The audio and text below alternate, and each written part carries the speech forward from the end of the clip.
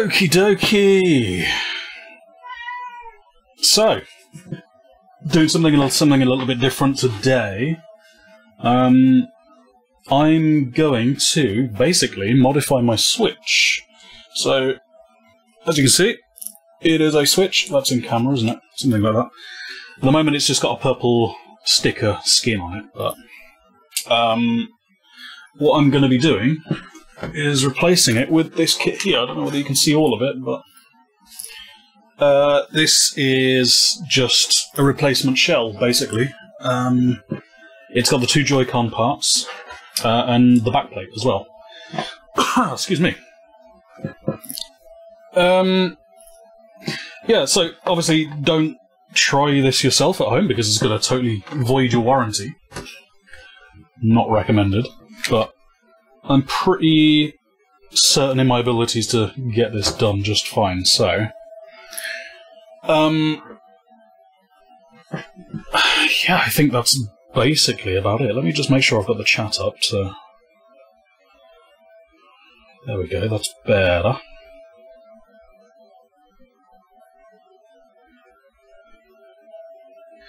So this is what we're going to be doing today.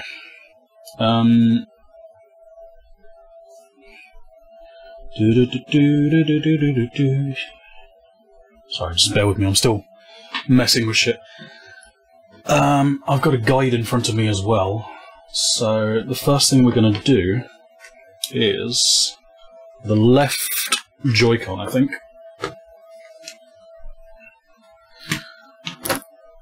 What's going to be best for you to see? Probably there, somewhere in the middle. I've got little marks on the desk just to make sure you can see everything. So in here, there is 4 screws, which we're going to be taking apart.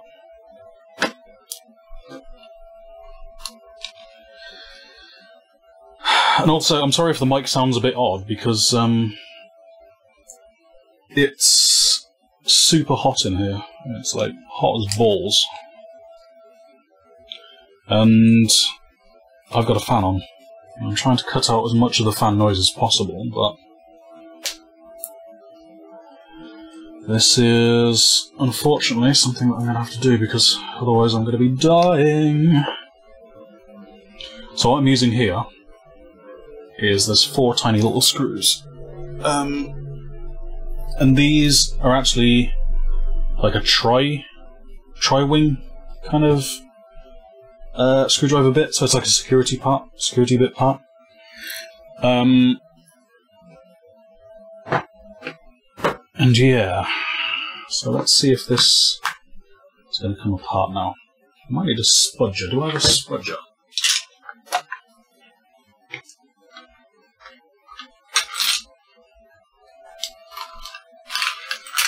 No, apparently I don't have a spudger. I need to crack out the Oyster card a bit later just to spudge this open. But that should... You can see it flashing away there, it's still well charged.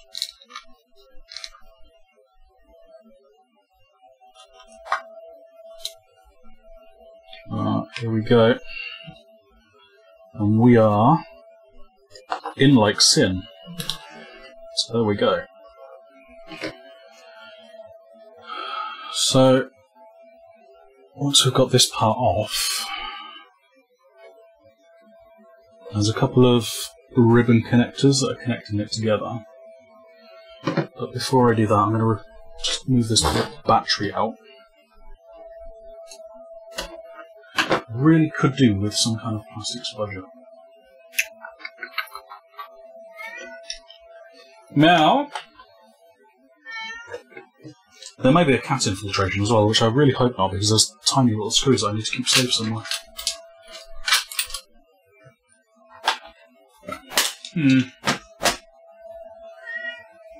I'll be back in a second. I'm just trying to find something I can use to prise this open with. It isn't going to damage it. So preferably something thin and plastic.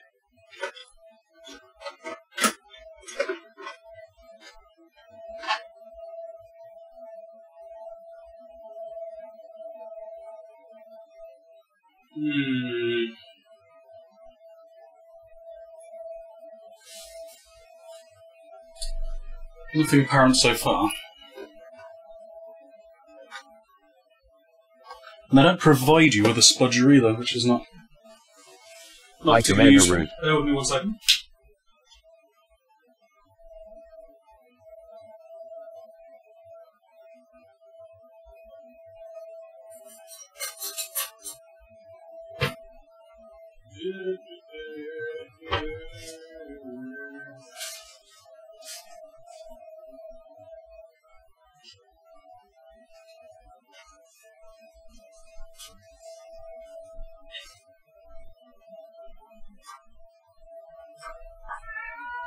Meow. Meow.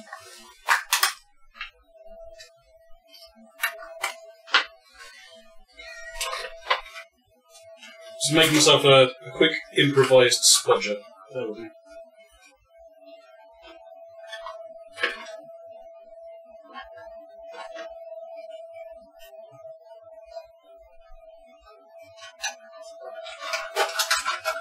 Probably should have prepared this beforehand, but hey.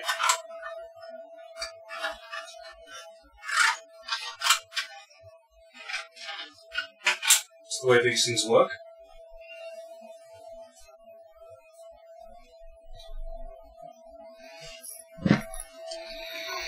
Okay, so we should be able to now put that in there. This is not stiff enough, is it? Okay, let's do it the dodgy way then. Let's go and get myself a butter knife.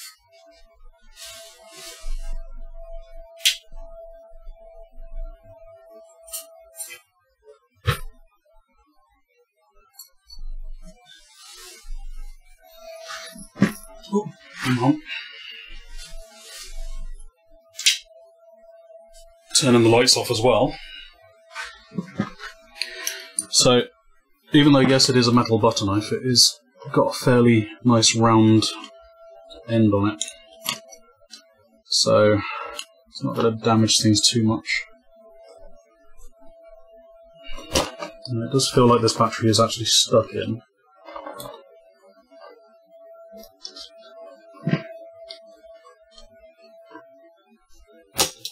There we go. Some pretty thin wires on this battery here.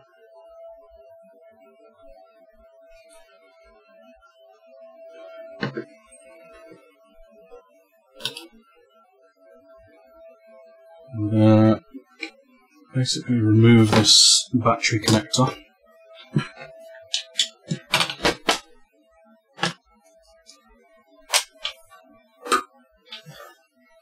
So this is going to be a fairly long stream, or maybe I could do it in a couple of parts. Maybe that's a better idea. Because it is a fairly detailed, fiddly little thing. Now, how does this battery part come off? Ah, okay. So it does literally lift off.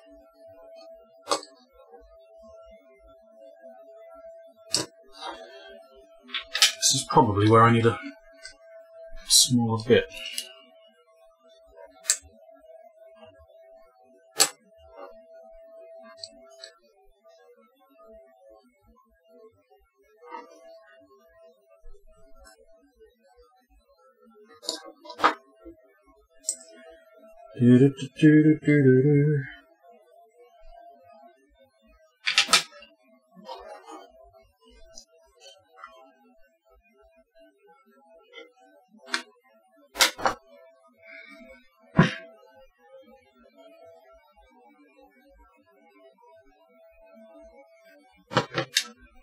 Yeah, so this is kind of just showing how to tease this open. Maybe I can leave the battery connected actually, that's probably a good idea.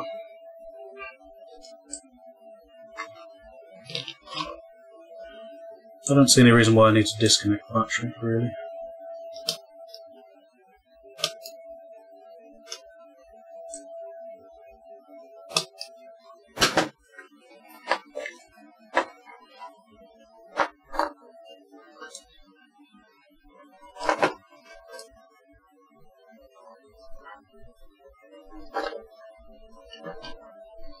Okay, I'm going to leave the battery in. That's probably an easier method.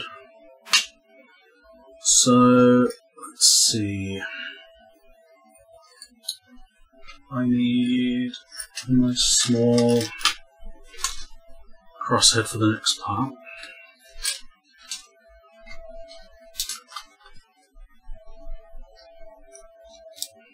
And there's 4 little screws under here. Actually, no, there's 5. Okay.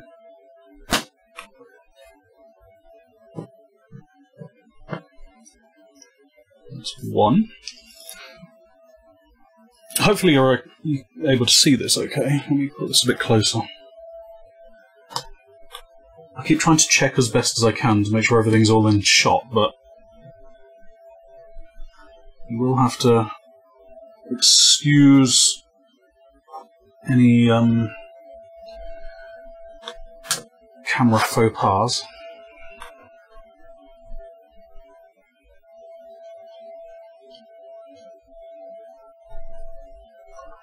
I'm noting that these screws are actually different lengths, so I'm putting them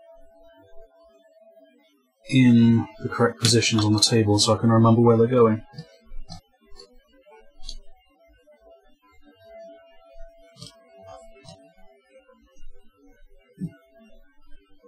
So there's 2 longer ones and 2 shorter ones.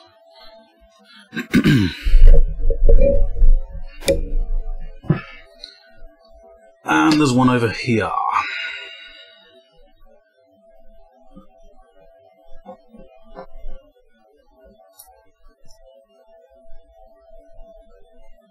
There we go.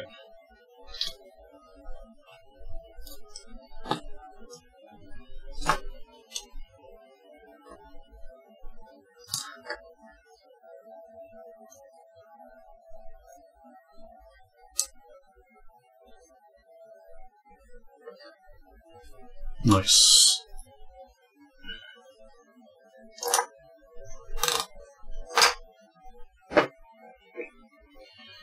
So now we are in. I'm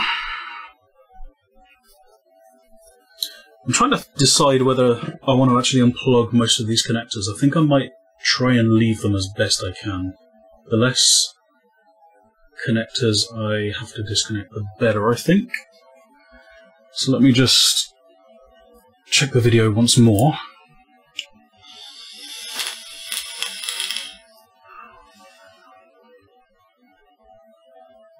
So the video is actually just showing me that I need to take everything apart. So the next thing I'm actually going to do is undo this little screw here to release the L and R buttons. So that's going to go there.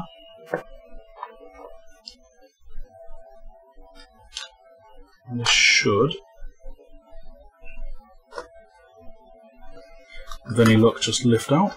And you can see there's actually the clip button which keeps the thing in there. I'm probably going to be reusing the old buttons too. So I'm going to put this to that side because I kind of prefer black buttons. So that's one plate off. That's one side. I'm actually going to open this box up and see what I've got in here.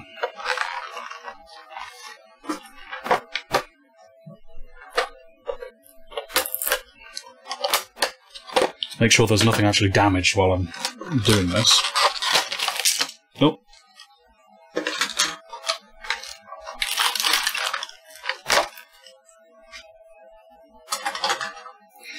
Okay, so the kit actually comes with these coloured buttons as well. I don't think I'm going to use the coloured buttons. I think I want to keep the black buttons because they're also the original Nintendo Switch buttons are printed a lot better than these seem to be. And I don't want the letters wearing off, so. So there we go. These are the actual parts here. This is the back plate with the stand. Little kickstand part. Piece of foam. I might use that foam actually a bit later, as long as it doesn't blow away in the fan. So there we go. It does actually come with a nice mesh for the speakers too.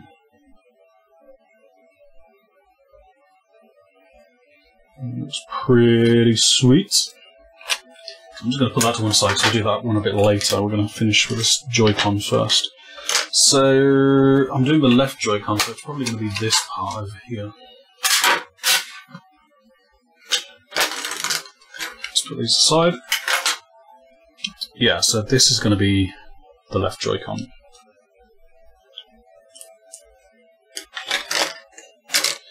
Nice. Now it looks like it's going to be using the same black L&R section too, so don't really have to do much with that. But it does look like there's a couple of super fiddly buttons that need transferring over.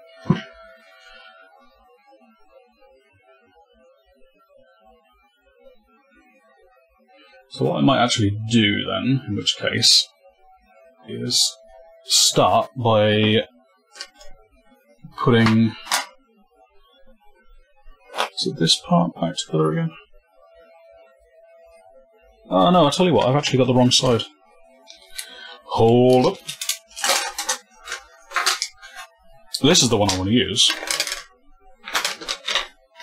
Yeah, so that matches that side.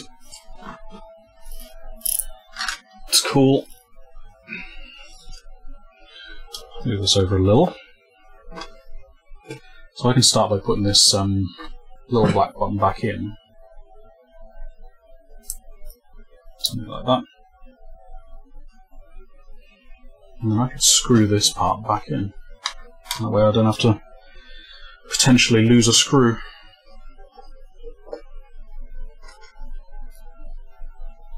So this should sit in there like so.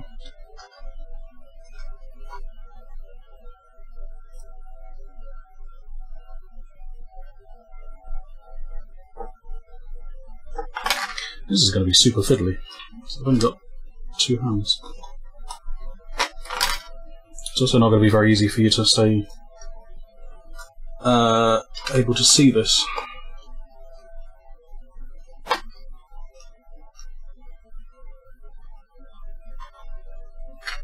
This is probably why the video is actually telling me to remove the cables, because then it would be easier to actually seat in there properly. But there we go. That's that transparent part on. And the L&R button's lined up properly.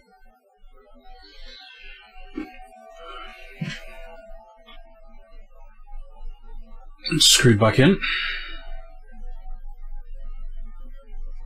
So the next part I think we're going to do is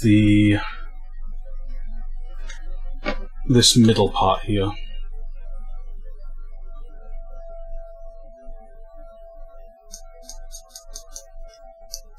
I don't know if you can hear that clicking, but I'm going to try and see how this comes apart.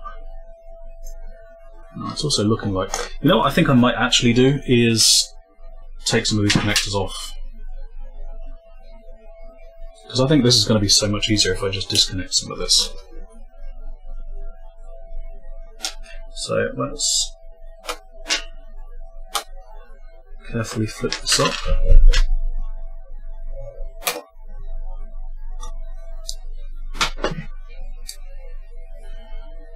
Do these actually flip up or?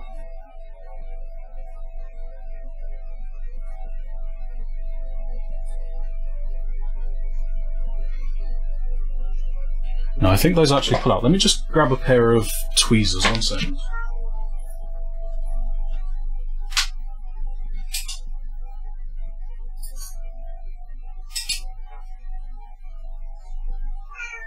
Meow. Meow. You can probably hear the cat in the background. So this little cable should just tug out.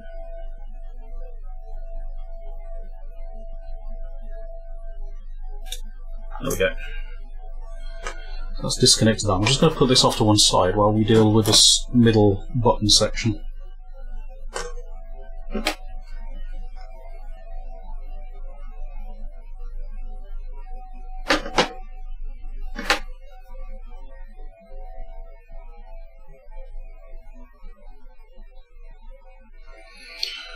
So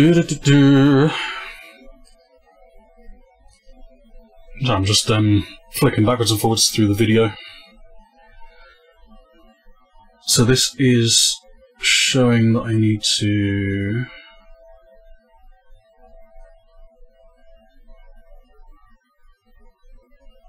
poke the button out. Okay, so there's a couple of springs that I need to make sure go in the correct place too.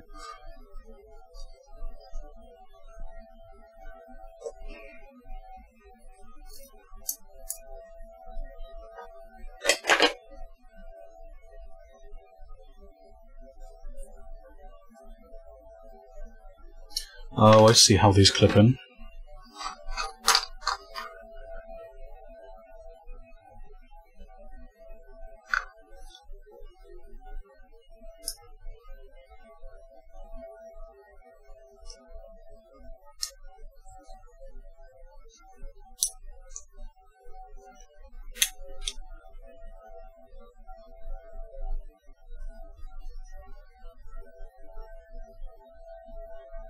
This is probably going to take me a fair amount of time to do, so I may need to do this in a couple of parts.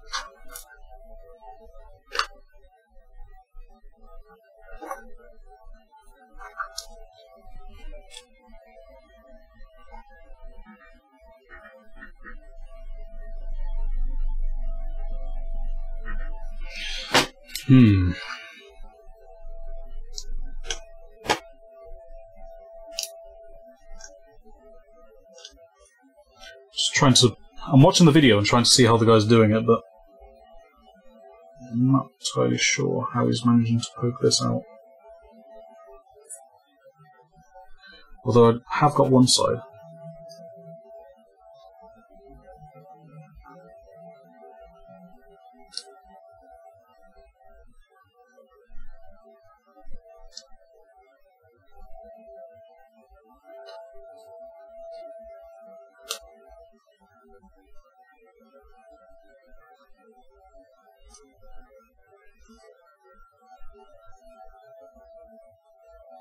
And somehow poke the other.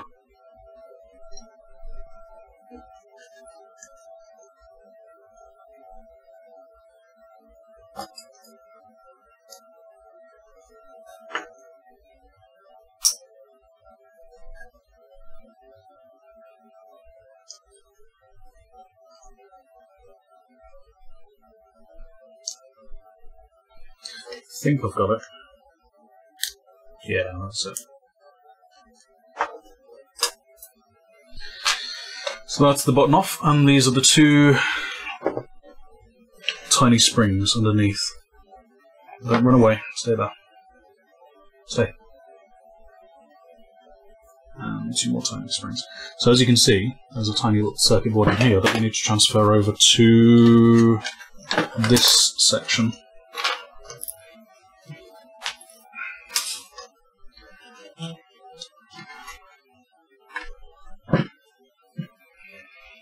Okay.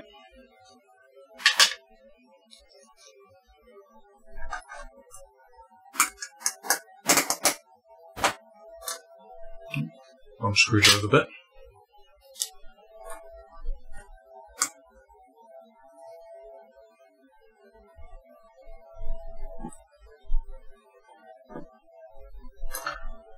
Okay. And this sits in like that.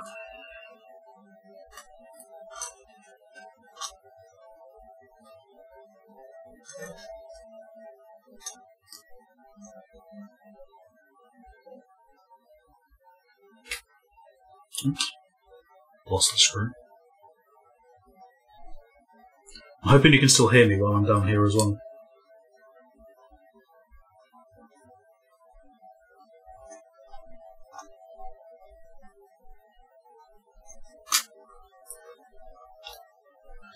In place and screw it back in.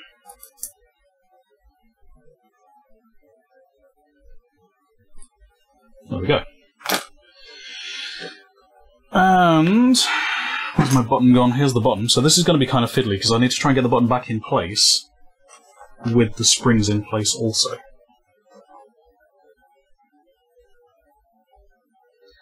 I've totally just managed to smush the springs together. Come on, come apart.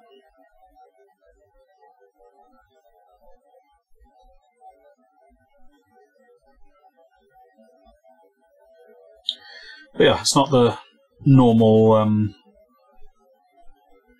kind of game stream, so I figured it'd be still kind of interesting. One spring sits there. This is going to be fiddly. The other sits there. But now this actually has like 2 pins as well, which need to line up with the springs also. So, how is this going to happen?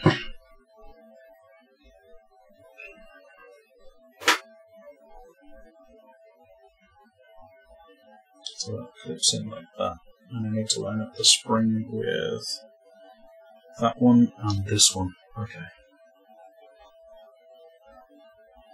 So I think I'm going to do it like this.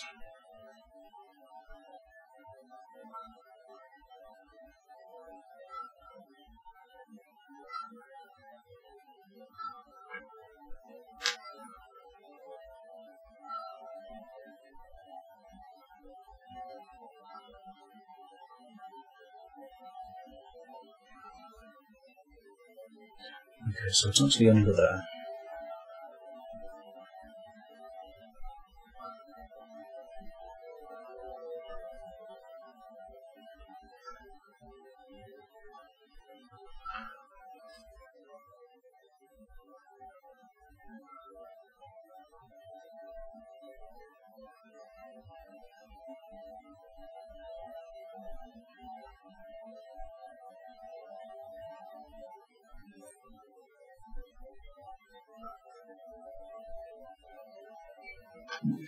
The other spring's fallen out. Oops. My camera's not the best either as well, so I'm hoping you can actually see everything properly.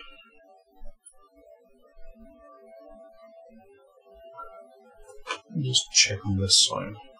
How does that fit in there? Oh, okay.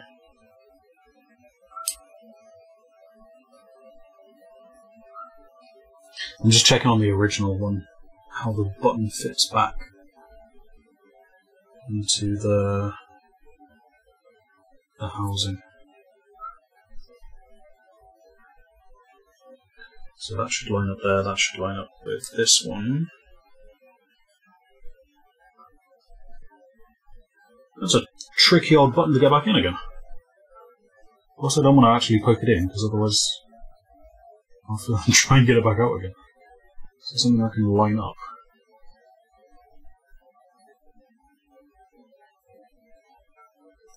Yeah, it literally just pushes back in there. Okay.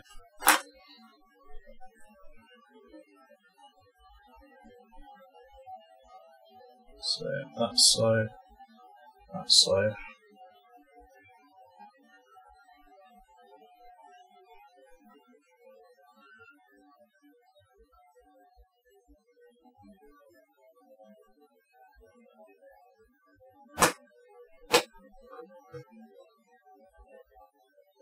And with any luck,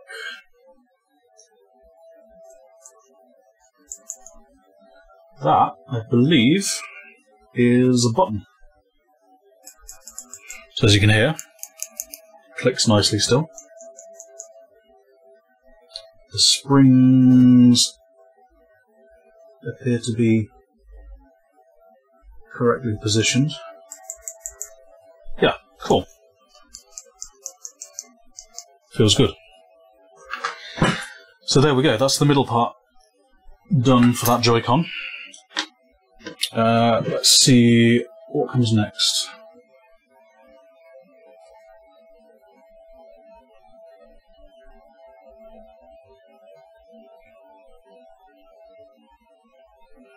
So he's just screwing the button in at the moment, repositioning the springs,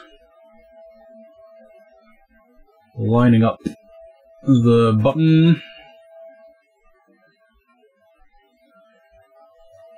and popping it back in again. Okay, so next he's attacking the board that's on the middle side. So that's done. Put that over to one side. And bring this back in. This top one appears to just float. So I can take that out and just put that to one side. So the next thing he's looking at is two screws here and here. This one's covered up by a ribbon, which I believe just flips. This one just should flip up, and that releases. There we go. Releases that ribbon there. So now, I know I've just spotted there is actually a spring for this button here, so I'm going to put that over by the button.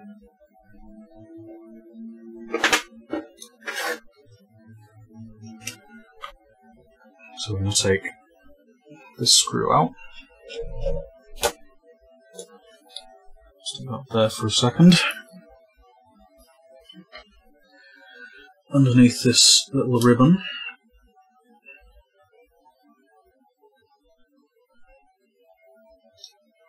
I'm going to take that out. Those are the same size, so they can stay together. And this releases the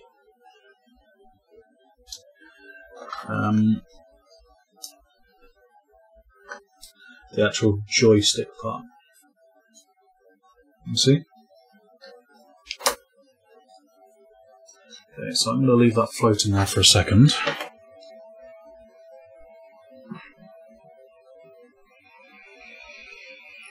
Well, actually, no, you know what I'm going to do? I'm going to just disconnect this as well, because this is a fairly easy flip cable.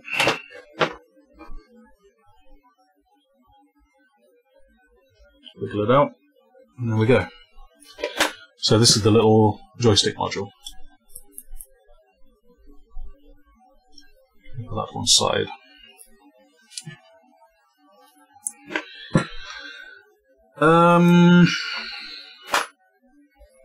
Okay, what's next? So next is the two buttons at the top.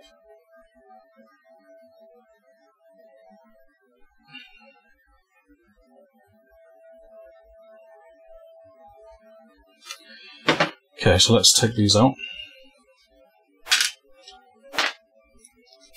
Two little PCBs here at the top that need to be disconnected. Just 3 screws. 3 teeny tiny screws which are going to sit there.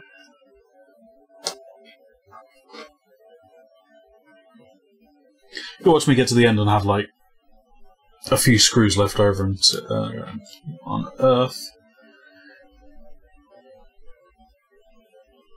There's always screws left over after a project like this. And it all seems to work okay, but you know, the screws just multiply. So these are the 2 buttons that sit there.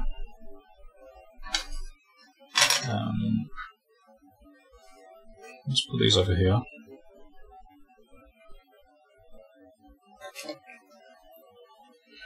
Oh, and also under here is the little, I don't know if you can see it very well, but there's the rubber contact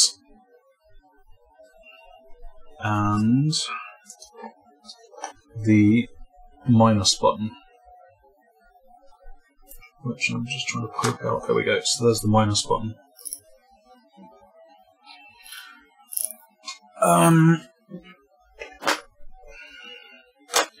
Now, actually, this PCB seems to just lift out now, so how does this rumble pack come out? I think this is probably stuck in with some sticky things.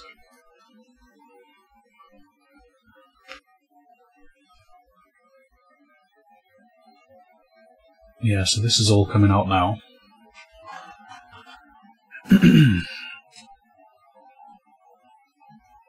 Okay, he's literally just wedging this rumble pack out, so let me do that.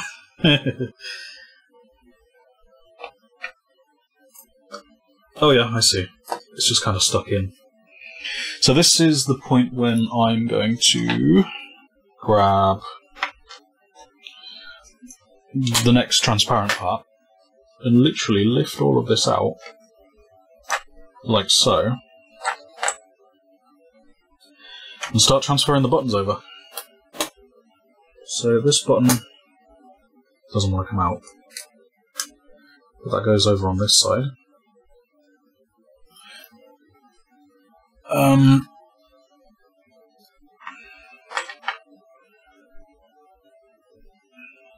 This button. I am not the most dexterous of guys, so, you know. You're gonna have to bear with me here. Fat, meaty hands is what it is. Now, luckily these only go in one direction, so this is going to go...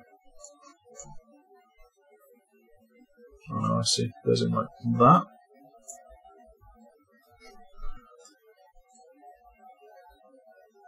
This one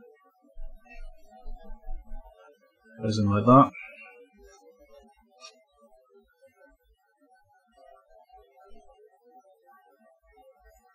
And this one actually goes in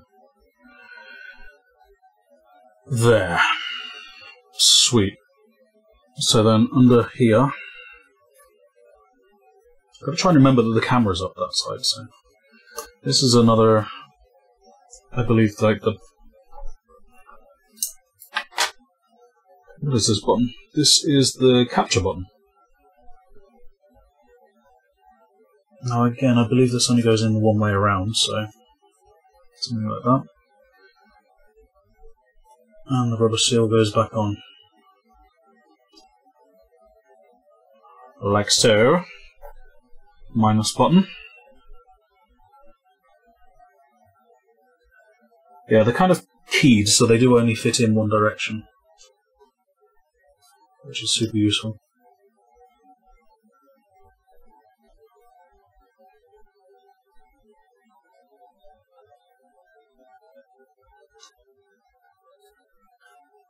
There we go, that's that back there. I'm just going to take this rubber part and put this back on top here so I don't lose it.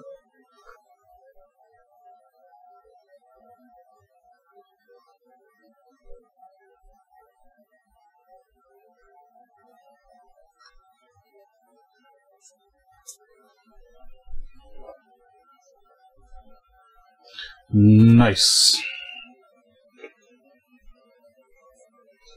Okay, with that done, this is almost finished, although there is a tiny little black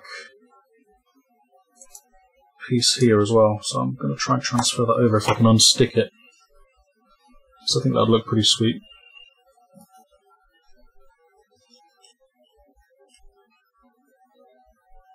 I'm sure it's probably to protect from dust or something. You come off? Yeah, you do. Off you come. And then this goes on. Something like that, I guess.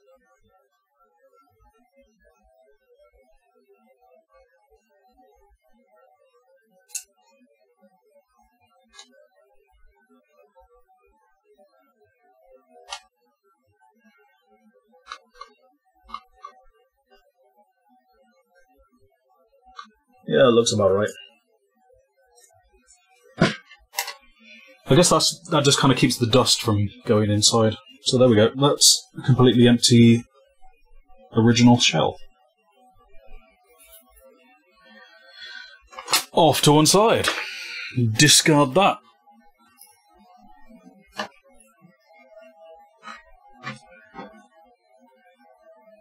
So what we're going to do now is basically...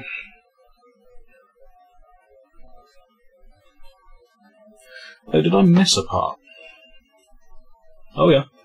There's the contact rubber here. And this is going to go back on here straight away. So this will help to keep the buttons in place.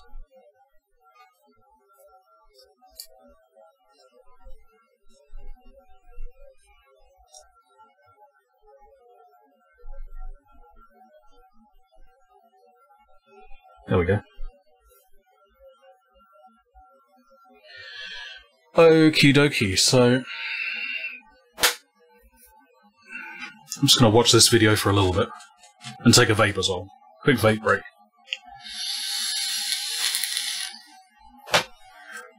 The guy in the video is actually using the coloured buttons as well, but I'm not a big fan of the coloured buttons, honestly, so I'm keeping the black ones. I think it'll look really nice with the kind of X-ray effect. So now all he's doing is screwing the PCB back in place.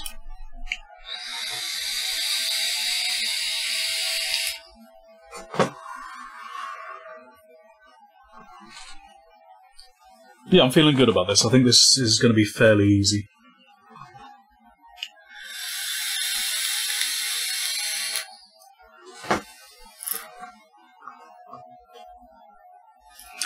Actually, just going to check the stream real quick. Hold the line caller.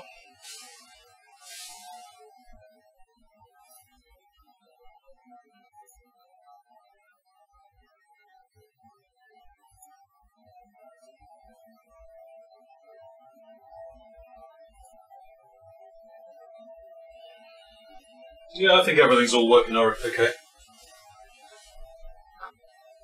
There's a cat on the floor, just completely passed out. You want to rub your tongue? Sorry, you guys can't see that, but... Okay. So now I'm going to transfer the PCB back into this part. So, first of all, I'm going to put the rumble unit back in its spot there. Sorry, my hands are probably in the way there. And then reposition this circuit board, this PCB back in place on top of the buttons without hopefully disturbing them too much.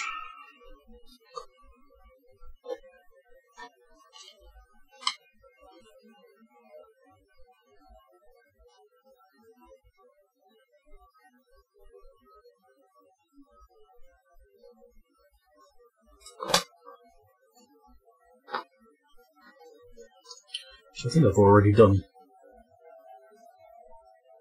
Just flatten those down and reposition this. There we go. Perfect. So now he is adding one of the screws.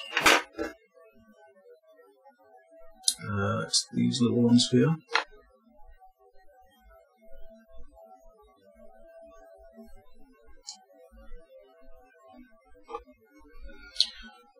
The first one is this one.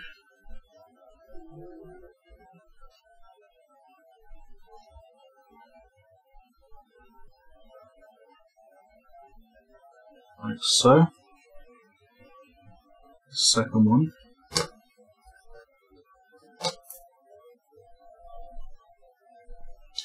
is going to go over by this part here.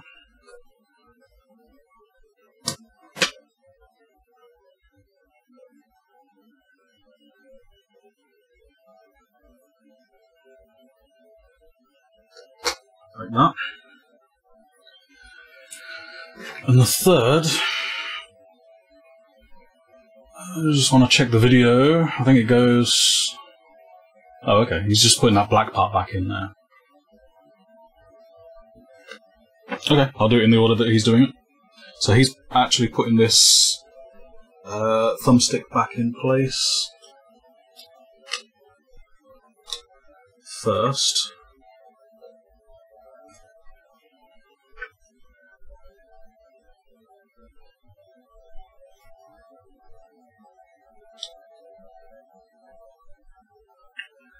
So let's screw that back in. I've noticed this new housing doesn't have threaded screw holes, so I'm just very carefully making sure I'm not going to damage it when I screw these back in.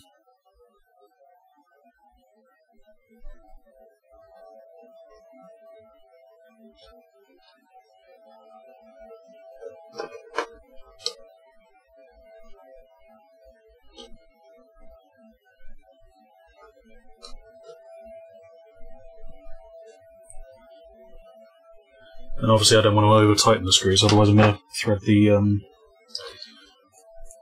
parts. Okay, now that's back in, I'm going to just reconnect this little ribbon cable. Probably should have done that before, but c'est la vie.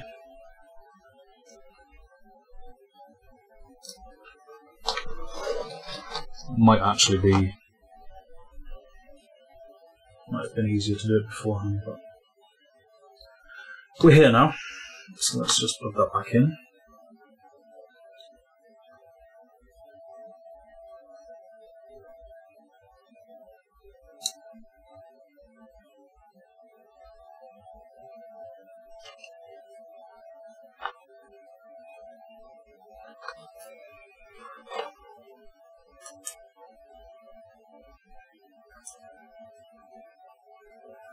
It's kind of fiddly to do.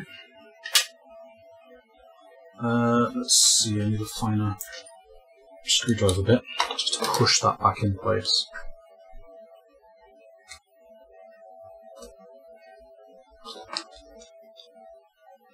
Or maybe the tweezers are a better idea.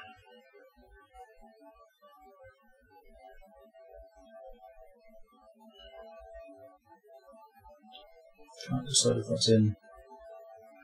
I don't think it is, because I'm sure that ribbon cable laid flat before.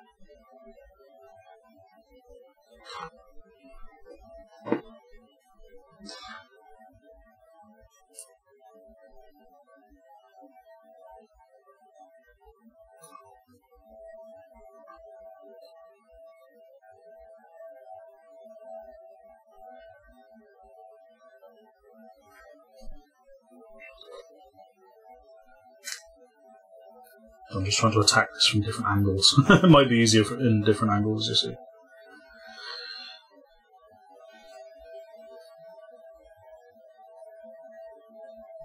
Gotta kind of admire the miniaturization of the tech in this thing.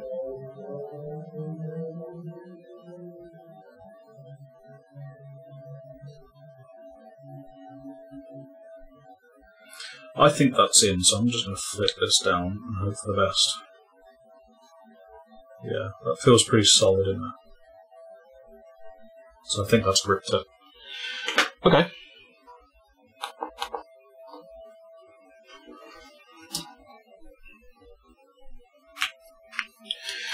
Nice.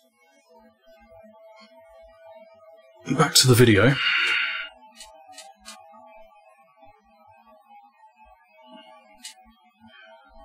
Yeah, so the ribbon cable on the video is actually humped like this one is as well.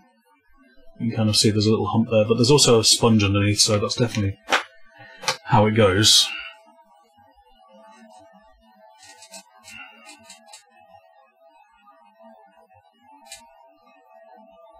He's now just putting the minus button back in, which mine already is. Oh, and he's screwing those two little PCBs back in too, so let's fetch these back in.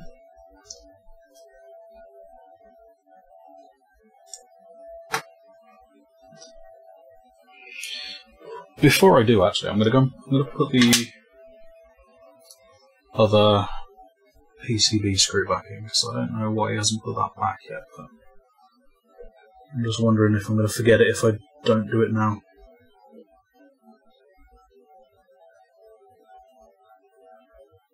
There we go. Okay, so there was these two screws here.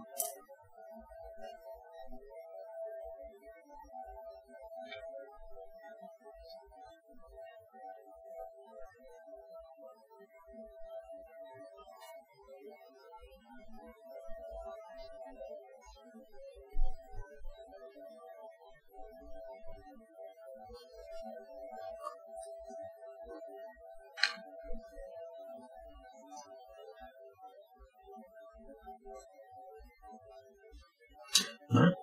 Okay, what? It's not these screws. These are for the other ones. It's these tiny silver ones.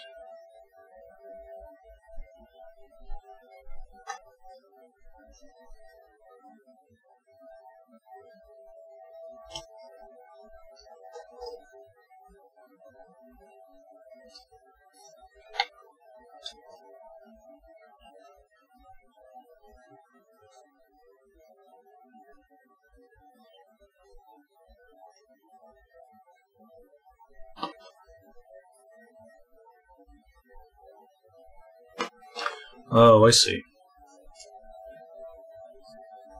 This tiny little PCB actually fits underneath a ridge first. And that's how it sits in.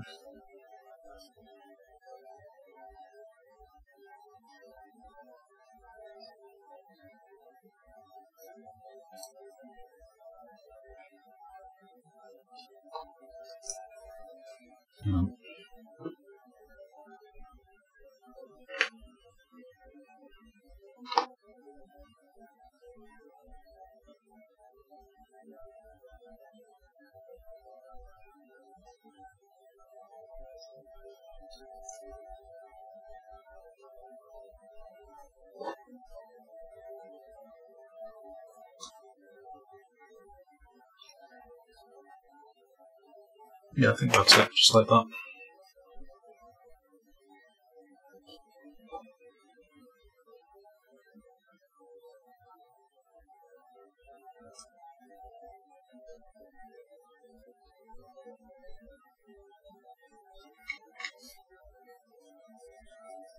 Yes.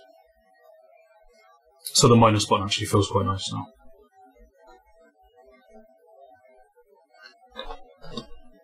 Okay.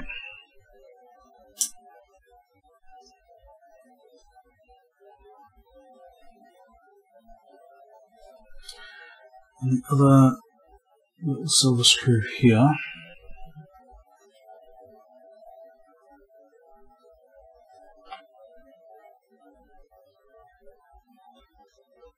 Goes right there.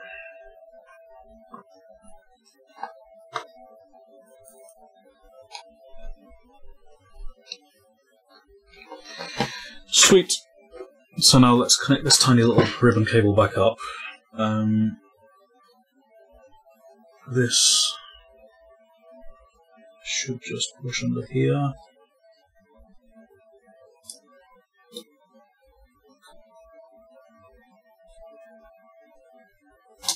Actually, let me just watch the video. Oh, there was 3 silver little screws, actually.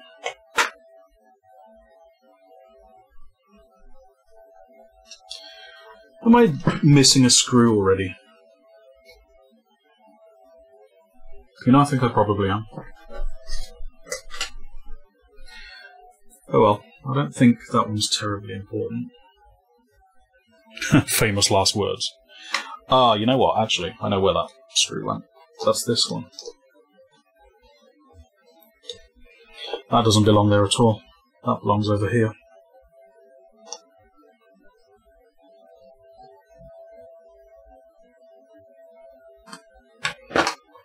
There we go. That's why you didn't put this screw in over here, because it doesn't belong there.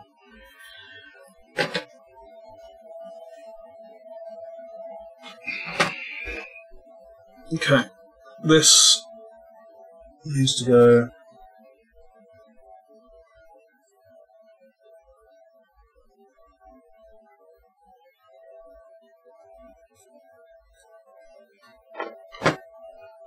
back in here.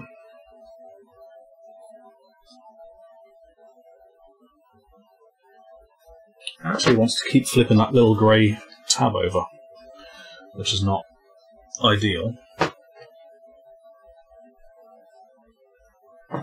This way.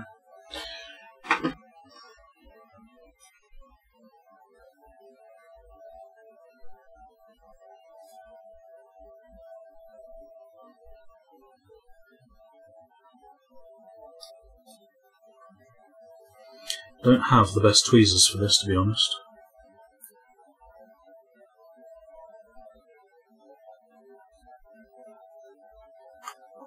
There we go. That's reconnected now. Lovely.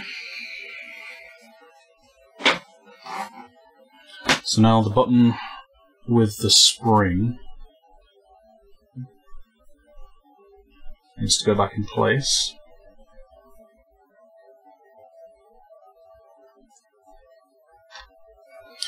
Tempted to put that spring in separately. Actually, I can't because there's a little pole.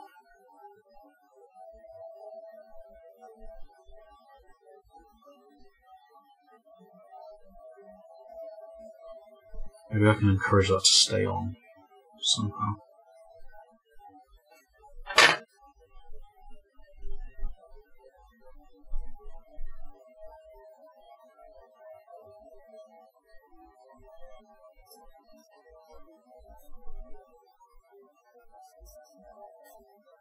There we go.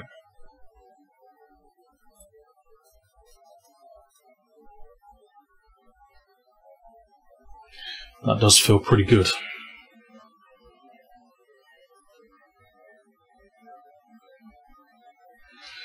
So next up we're going to reconnect this middle part, which goes in this direction, I think.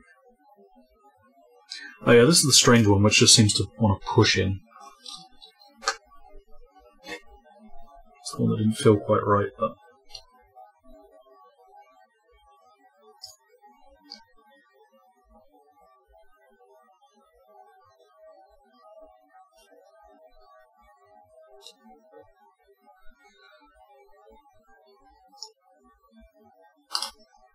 Ah, balls. Oh, button out. Okay, let me reconnect this first and then I'll put that button back in. I need something a bit more... something a bit flatter.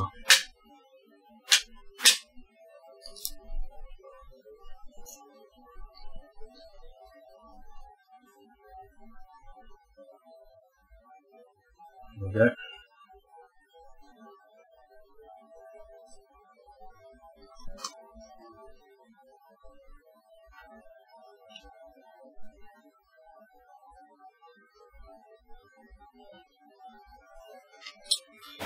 Done. So then I guess this literally just sits back on top of here.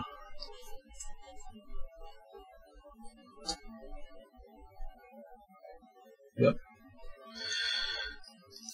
Almost done with this. Let me just position this button back again.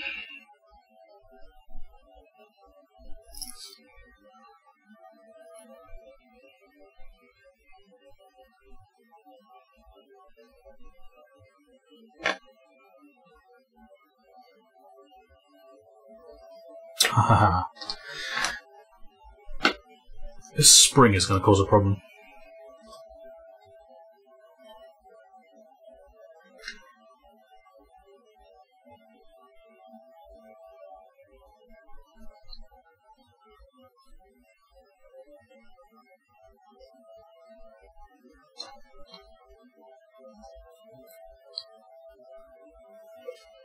Okay.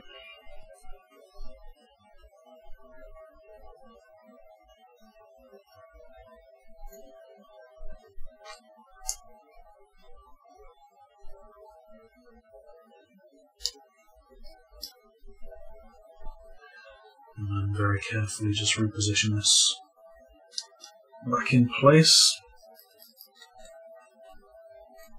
Making sure everything works.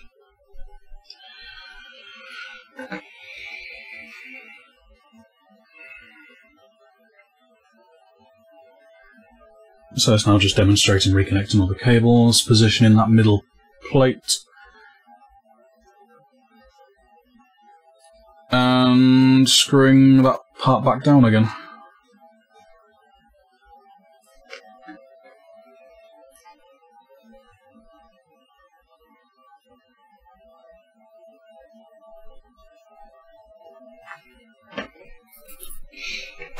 Okay, so these are the goldy coloured ones. I need this screw bit.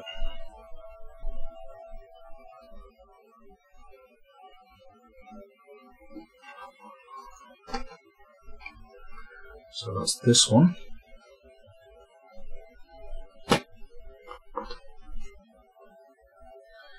This one.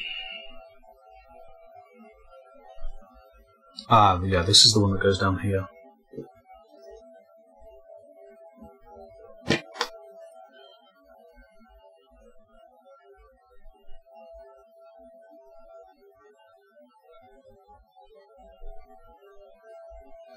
And this one.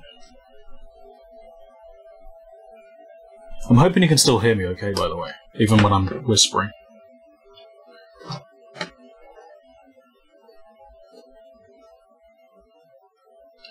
Position the battery back in there.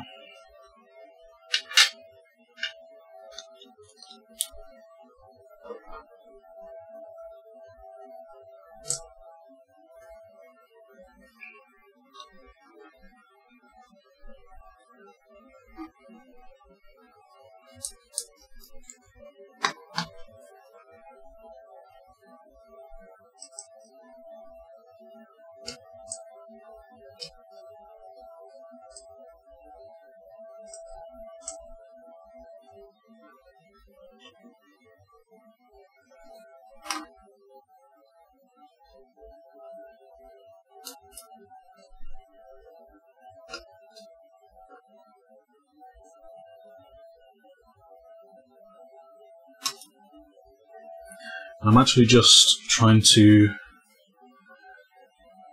manipulate the little battery connector because I think I disconnected it by accident. Now we've got power now.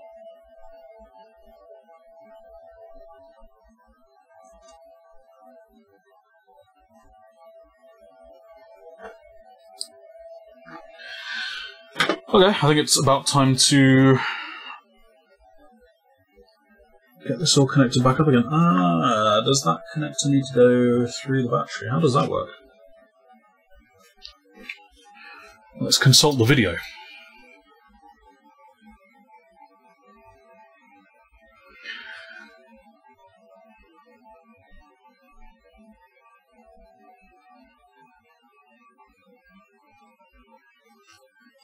Ah, I see. I think the battery's actually in the wrong way around. So it needs to go over this direction, like so.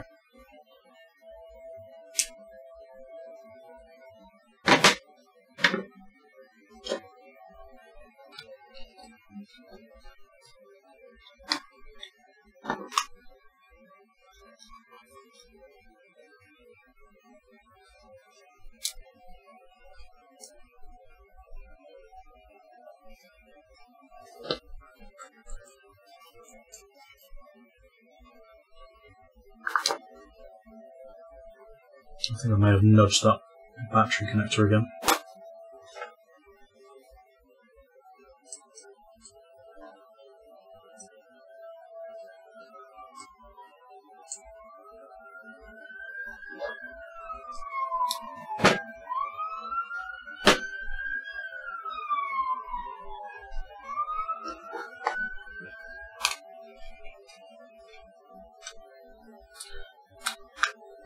Fix it all back together.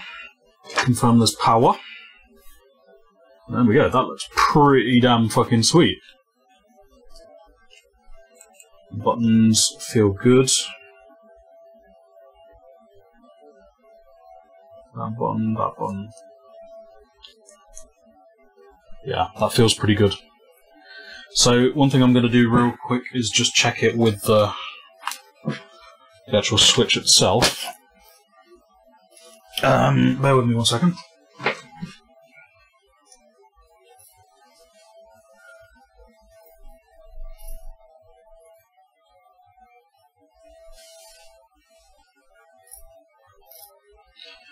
Just want to make sure all the inputs are working. Sorry, I had to check the video, so I couldn't see it for a second.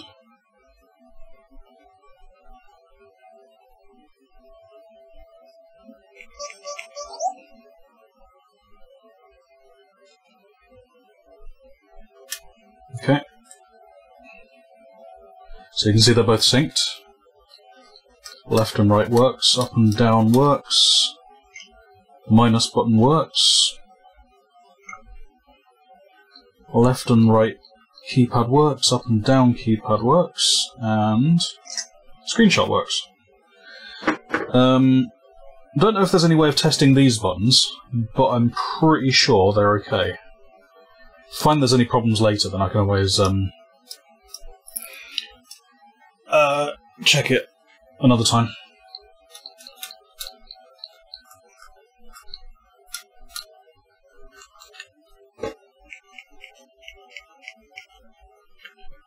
Gotta say, this button feels a little bit flappy, and I'm not sure why. Let me just re-investigate that before I do close it up completely. Just a bit curious as to why it's flapping a little bit in here. Is there something that it needs to clip onto properly?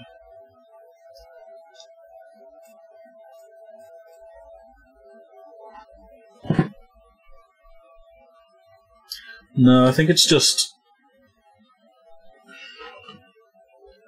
I think it's just the way it sits, to be honest.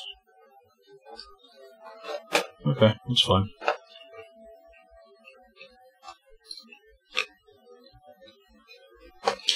Doesn't feel quite as tight as the other one. But that's probably just to be expected because, you know, third-party case. The button still works though. I can hear it clicking. Oh, you know what? Actually, it feels a bit tighter once I squeeze it together. That looks pretty fucking good though, right?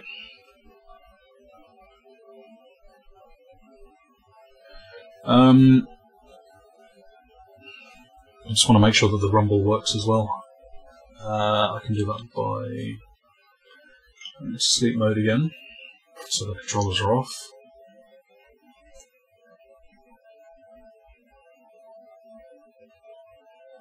I need to push the button on the top of this.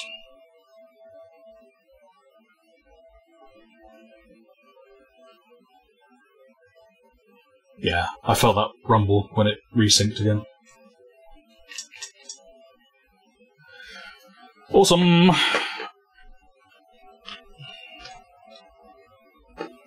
So let's whack this back together. I need the security bit, which is this one. And now these big old long screws.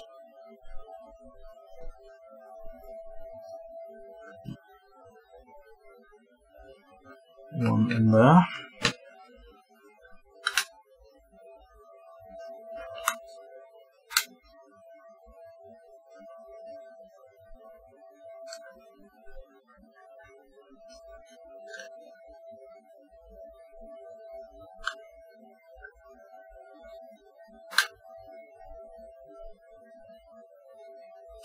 Like that. Yeah, this third-party case is not. It doesn't have tapped screw holes, which most like plastic products don't. So you have to be a little bit more forceful when you're putting the screws in and just making sure that they're lined up properly.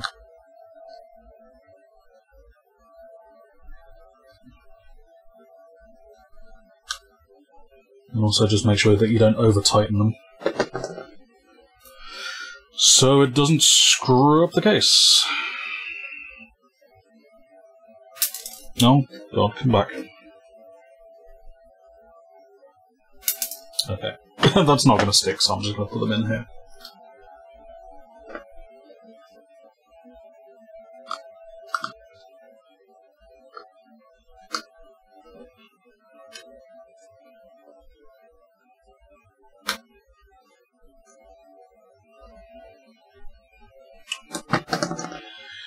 And the last screw. We've actually used up all the screws. We've got none left over, which is a good sign.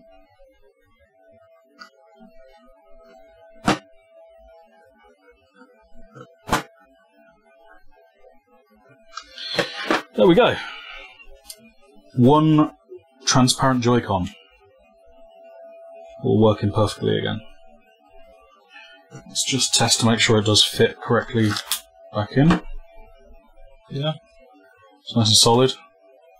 And the button releases properly too. Perfect. I'm just going to take a quick water break.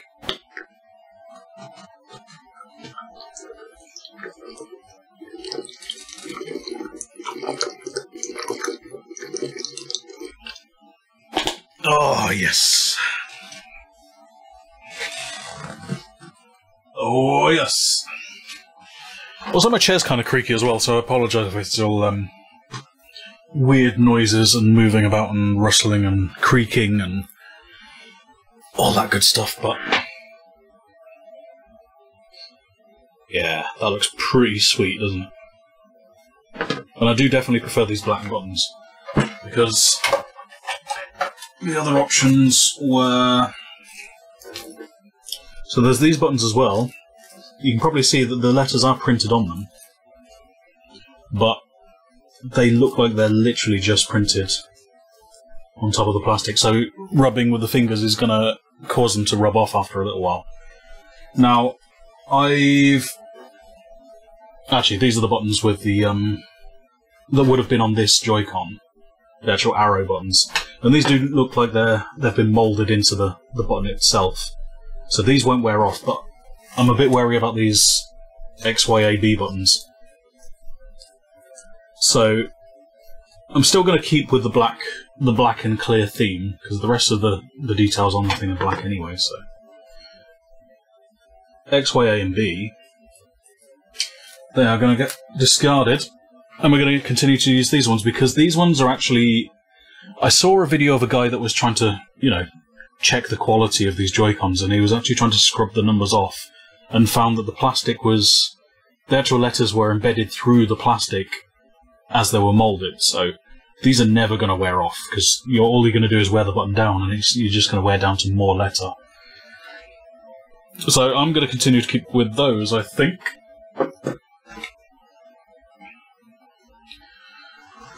So what does he do next on the video?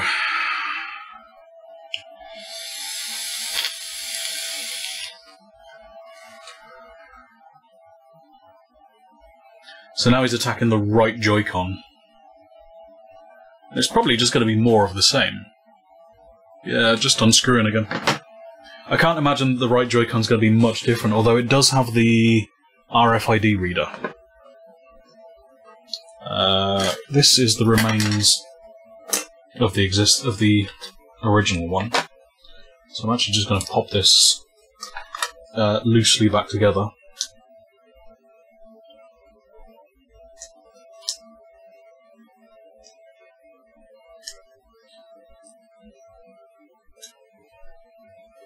Obviously I'm not about to screw it back together again, but that's the original one.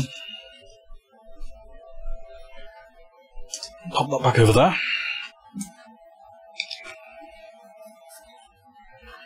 Yeah, that looks... It actually feels nice and solid as well.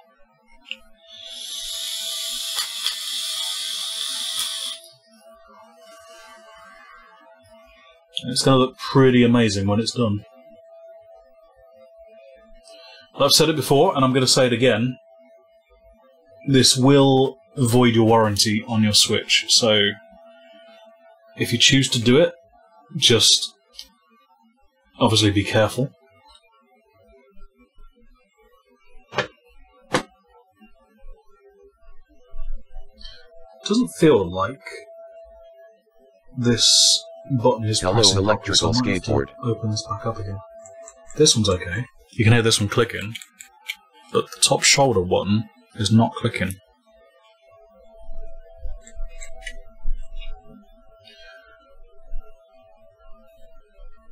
Yeah, it's a little bit squashy, so I might need to open that back up again. This one has got a nice click action on it. You can hear that. This one does not, so there's something... It is... No, it's only activating at the top, it doesn't activate on the side.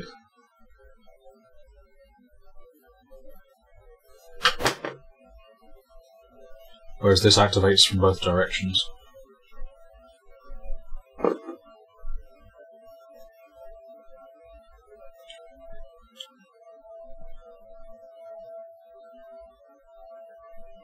Yeah, let me...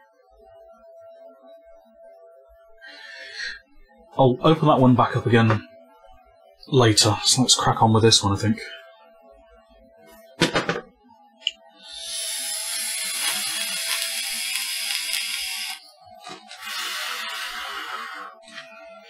Just a quick nicotine break. But when this is done, I think this is going to be sweet.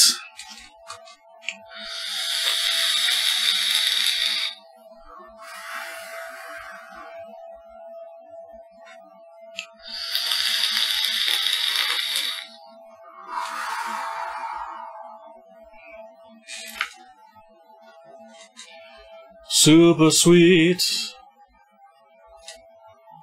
I wish I could zoom the camera back in a little bit closer so you can see more detail, but unfortunately I'm just using a webcam, so it's not particularly great. Hopefully it's decent enough quality for the stream, but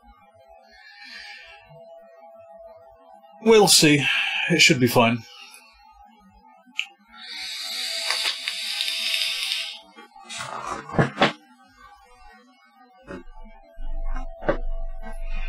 So let's crack on with this Joy-Con.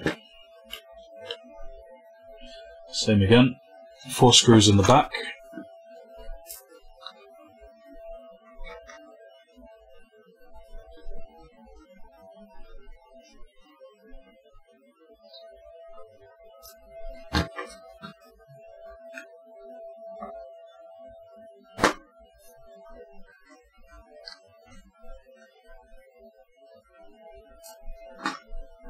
And 4th.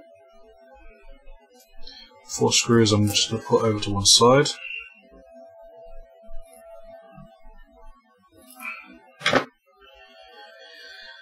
And let's get cracking into this one.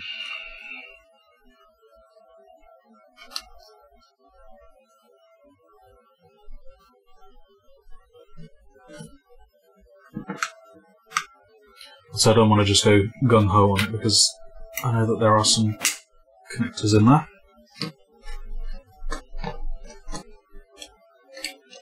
There we go. So it's a very similar setup.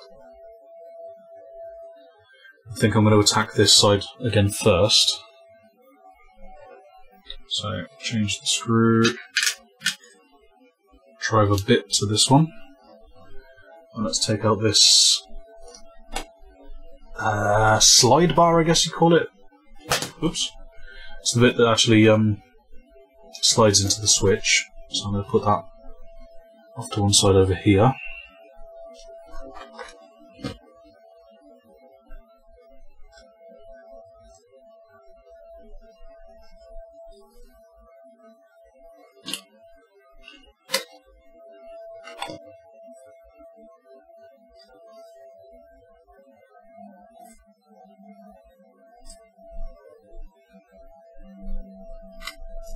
There we go.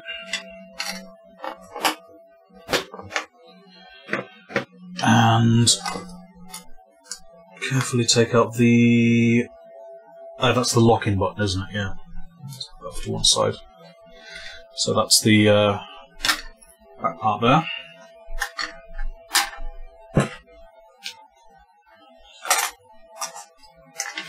And replace it back into this one. Am I missing something there? I don't think I am I? That can just literally go straight back in there. Which I'm going to do straight away. So let's take this lock button again, place that back in. Oh, no, it's upside down. Let's get it this way.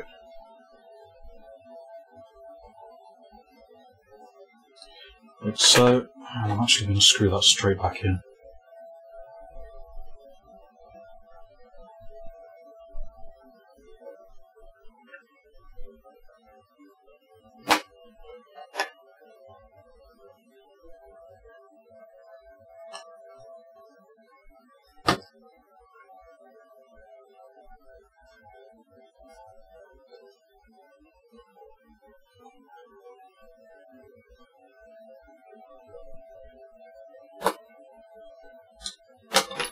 Nice. Okay.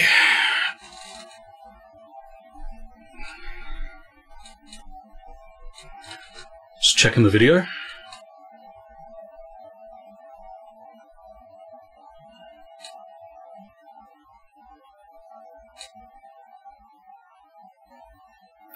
Yeah, so there's a few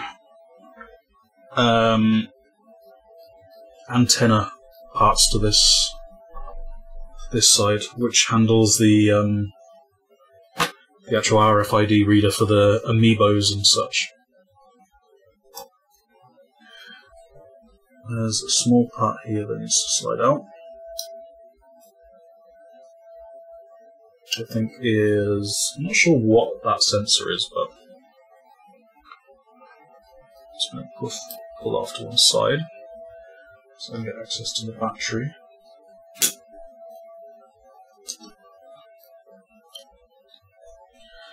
Come on, battery, out you come.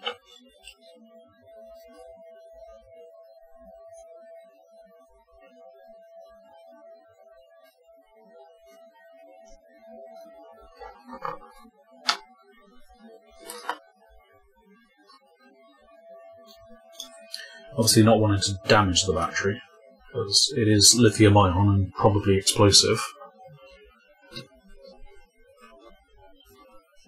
What's holding this in?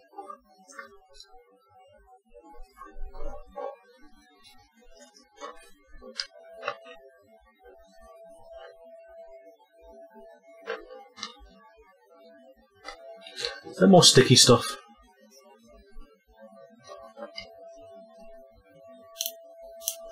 Yeah. Just more sticky stuff. Let's move that out of the way.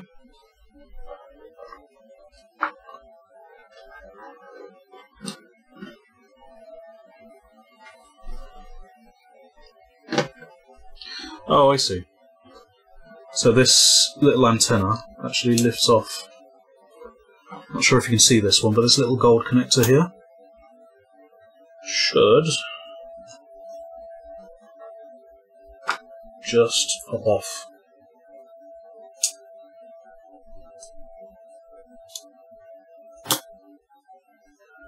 Come on. Try a bit more leverage. There we go. So there you go, that just popped off. It's like a little, I don't know if you can see it, but there's a tiny little connector in there. And that's a push fit. So I'm going to pop that over to one side.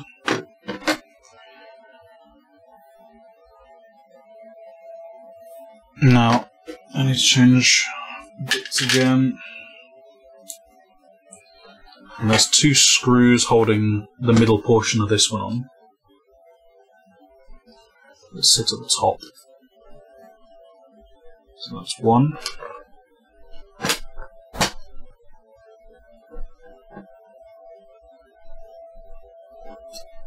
That's two.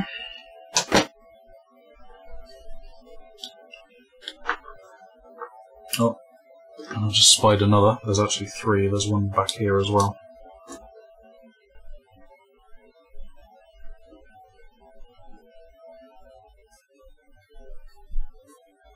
And that's the third.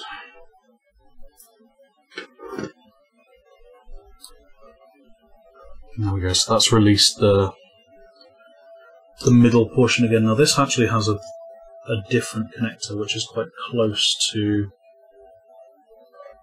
the inside here, so I can't manipulate it too much.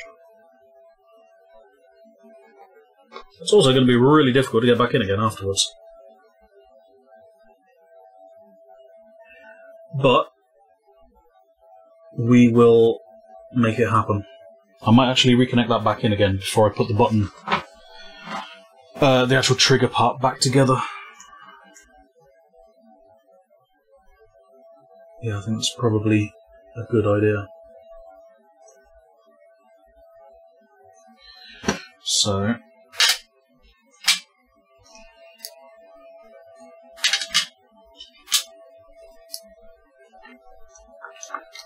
I'm probably not going to be able to see this very well, but there's another little catch to lift. And that just slides out like that. And that's the middle part released. Just put that to one side, because next, I would imagine, we're going to transfer these buttons over, this button over to this side. And that's going to be the next task.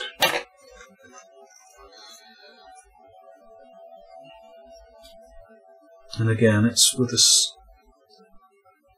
weird fiddly button clip.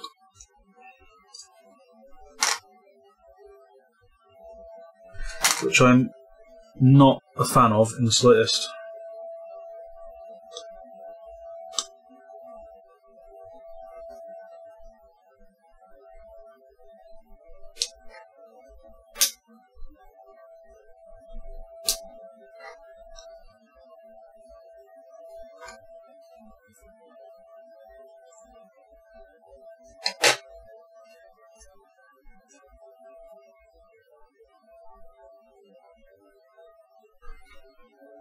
Two springs, which are going to instantly disappear as soon as this pops off.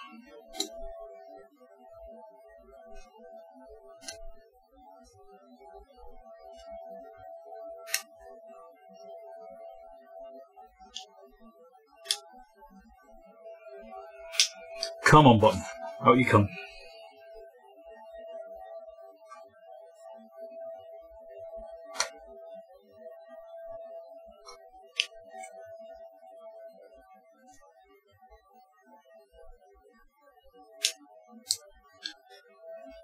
You sure you don't want to come out for me? Let me try that side first.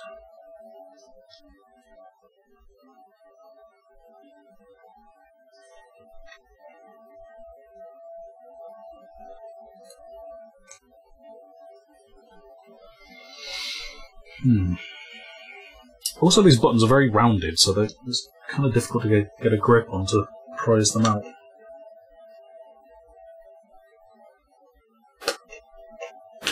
There we go. That's the spring running away. So this only has one little circuit board underneath, which is nice and easy.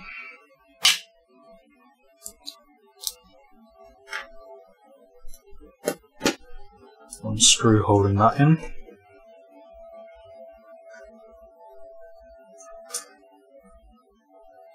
Let's get rid of that.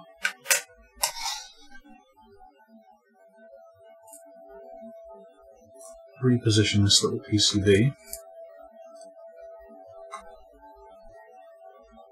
Pop the screw straight back in again. There we go. Right, now let's do these springs again. So one fits in there. The other fits in here.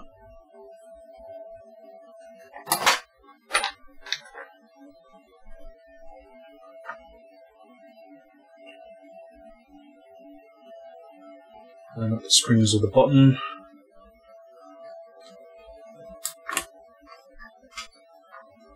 And pop it back in.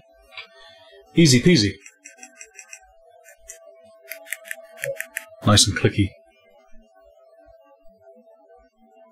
Yeah, this button actually feels a lot well seated, and I think I know what I may have done wrong in the other button.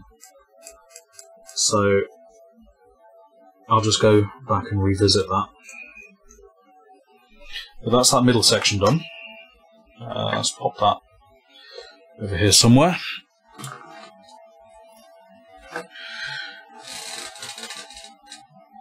This isn't actually too terrible. It looked more fiddly on the actual video of the teardown video that I'm watching at the moment. But honestly, it's not that terrible.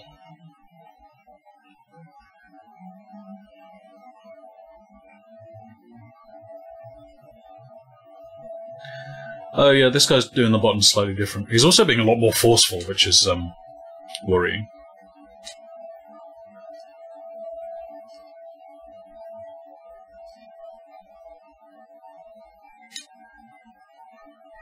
Okay, so now he's actually just doing the slide rail, which I've already done.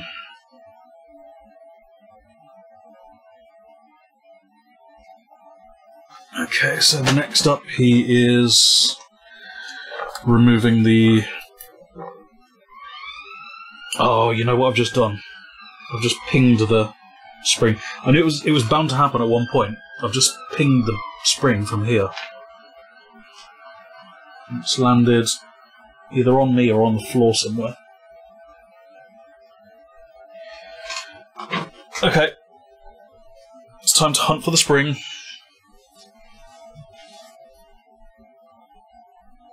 And... ta-da! I found it.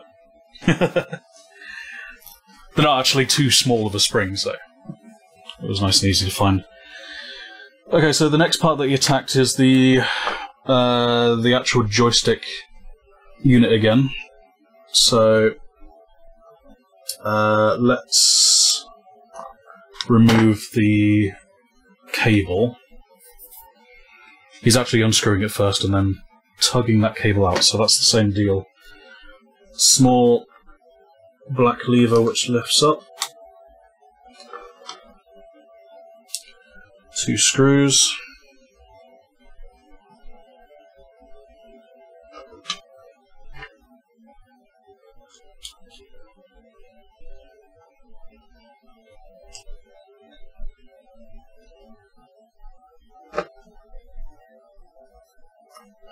Like so.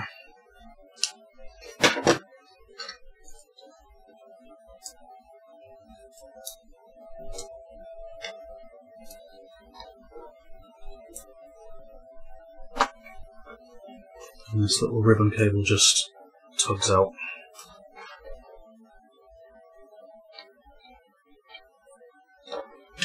There we go. Beautiful.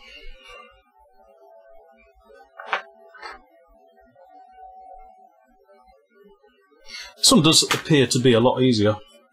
So it's just 2 more screws on the PCB, which I think is here and here. And there doesn't appear to be anything on this side. No, it's loose on this side. So let's take that one out.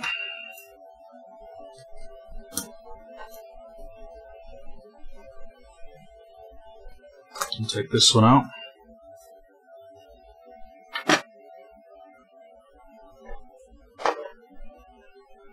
PCB lifts out quite happily. Oh, I need to remove this rumble unit as well.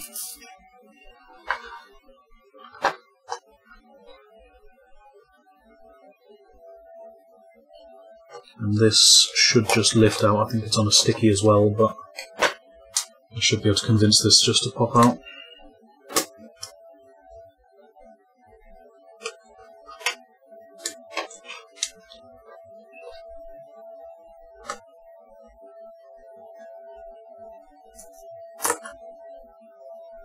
There we go. So let's get the new front part in. And this whole PCB should just lift out. Oh no, wait, I've just noticed another connector.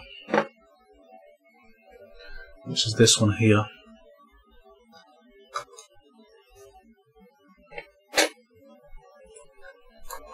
That's also going to be a pain to get back into. Oh wait, no, there's 2 there.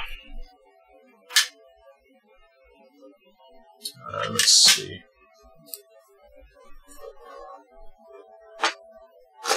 Oops.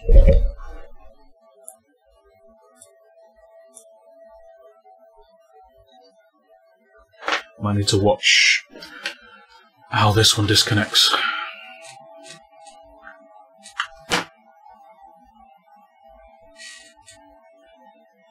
Ah, okay. Yeah, this is another little flip gate there.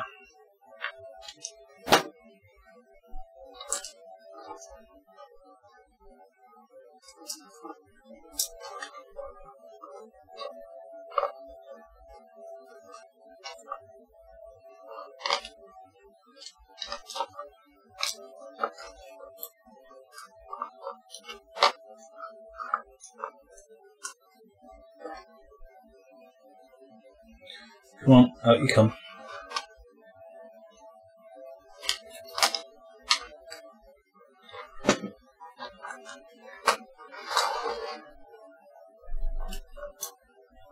There we go. So let's move this over here. No, over this way.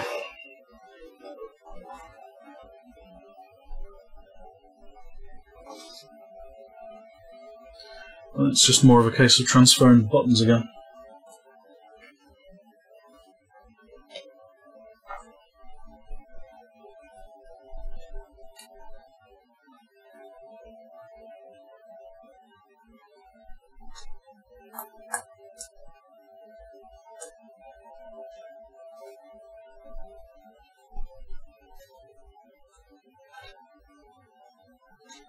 Hopefully you can see what I'm doing well enough. It's kind of fiddly.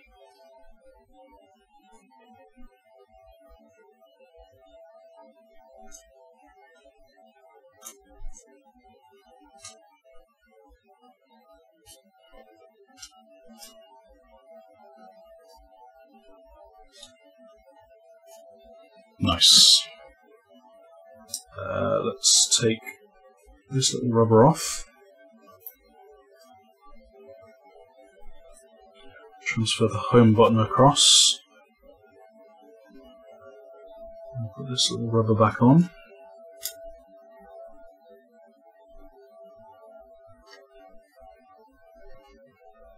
Now there's also something in here that looks like it's going to be fairly tricky to get out. Let's see how this guy manages it.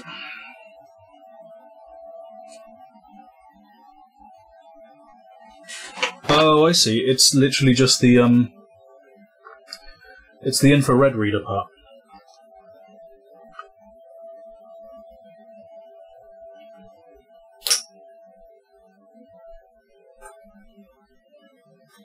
And that, of course, is held down on some sticky as well. There we go. So that's the infrared reader.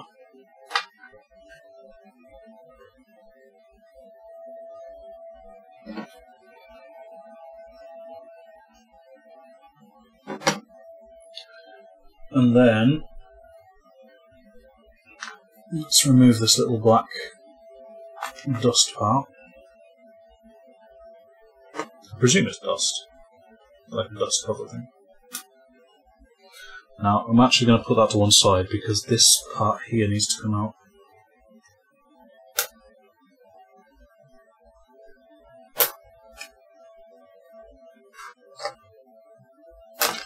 There we go. This, I'm not entirely sure what this part is. Oh, it's an antenna. It's got like a copper around the outside of it. So that I'm just going to put to one side there.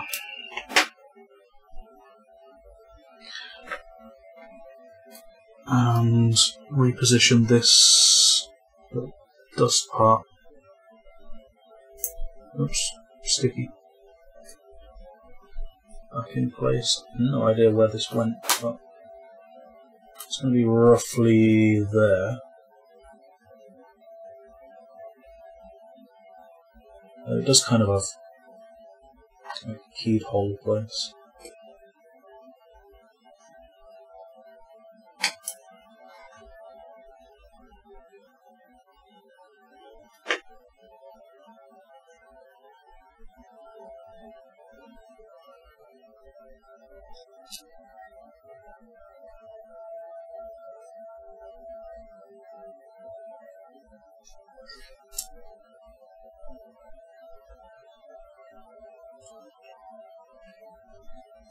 Something along those lines. Just nudge it over a bit.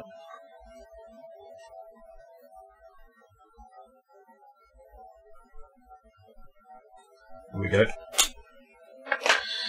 And replace this part.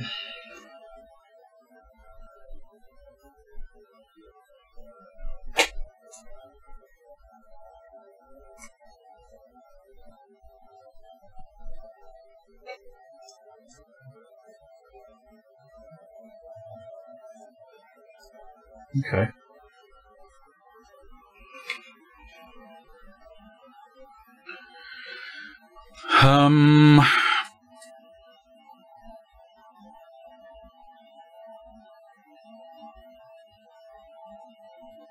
So now he's just replacing that plastic part there. He's transferring over the home button, placing the rubbers, placing the buttons, which I've already done.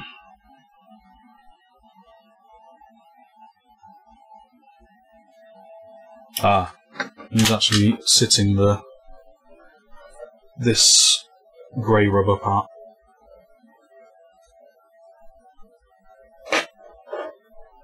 On top of these.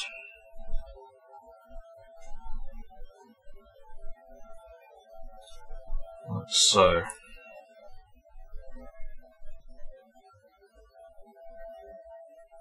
That just kind of keeps them in place.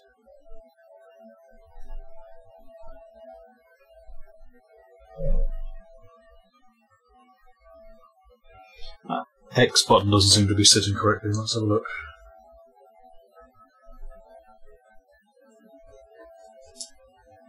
Ah, yeah, it's just twisted around, I think. There we go. Much better.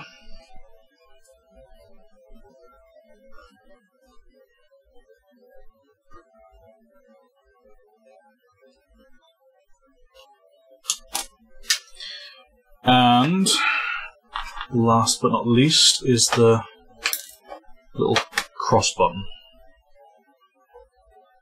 which seems to go in this way around.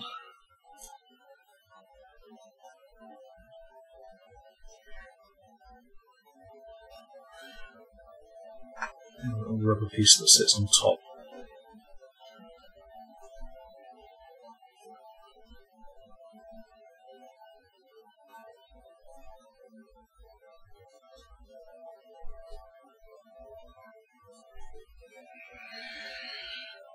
Beautiful.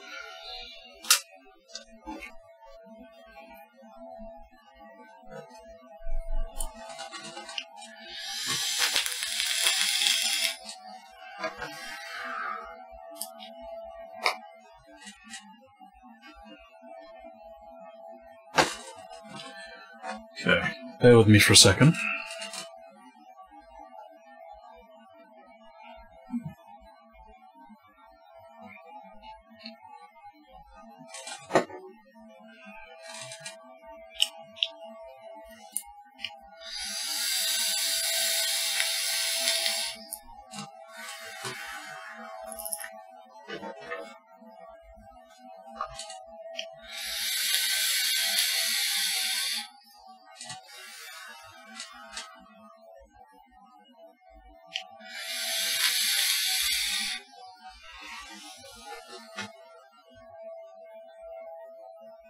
Quick nicotine break, of course. It's entirely necessary.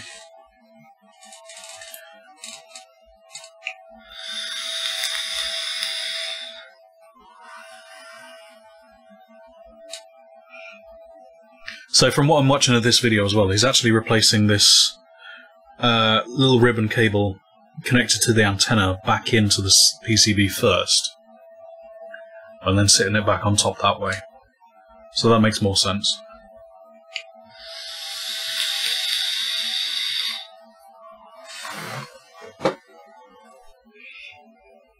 So that's exactly how I plan to do it too. So lift this back out.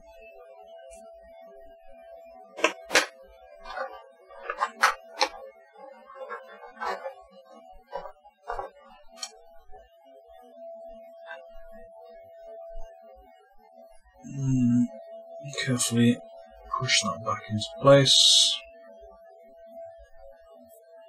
and lock it down. Nice.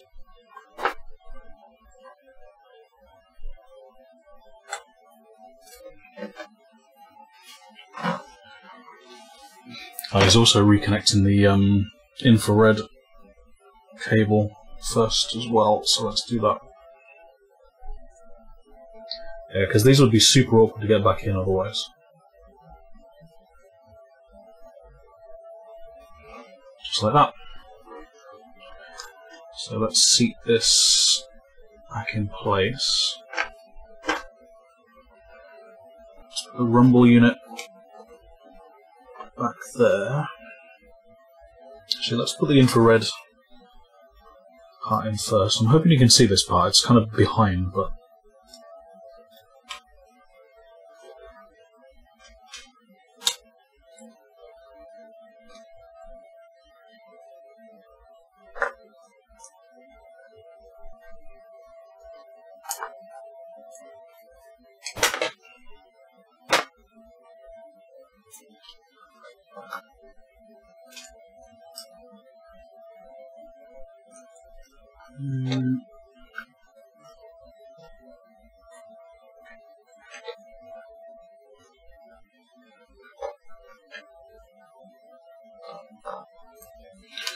Also a wee bit fiddly.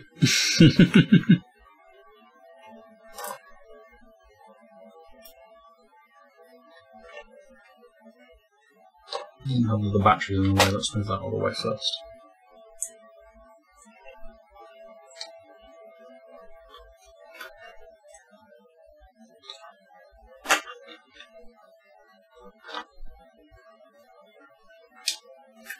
Let's use the tweezers, that's probably a little easier. There we go, straight in.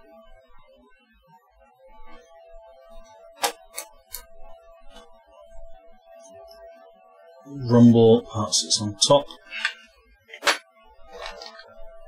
And the PCB should just...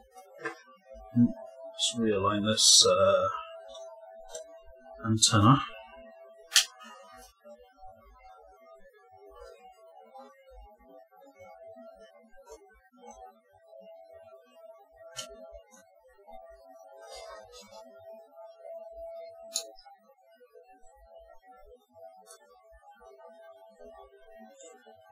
Everything should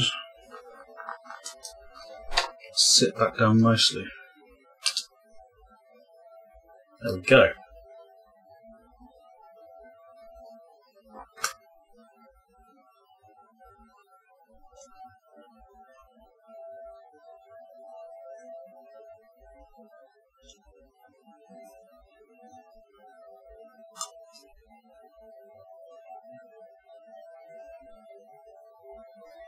That's looking pretty good to me.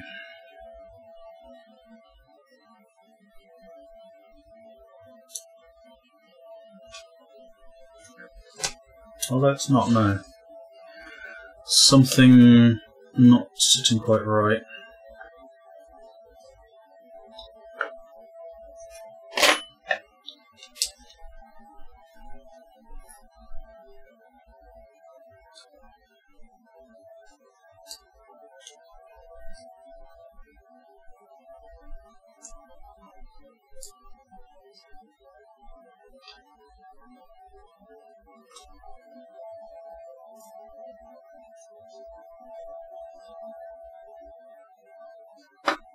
I think I've actually knocked some of the buttons out of place.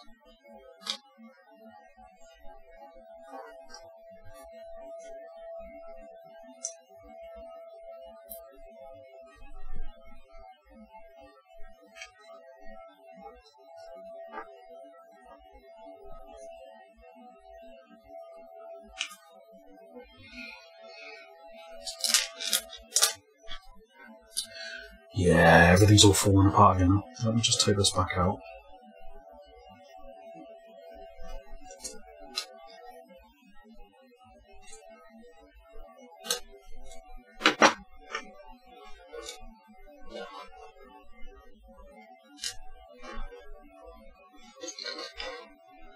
So the Y button has actually fallen out. See if we can slip this back underneath. Sorry, you're not going to be able to see anything for a little while. Let me just get this done.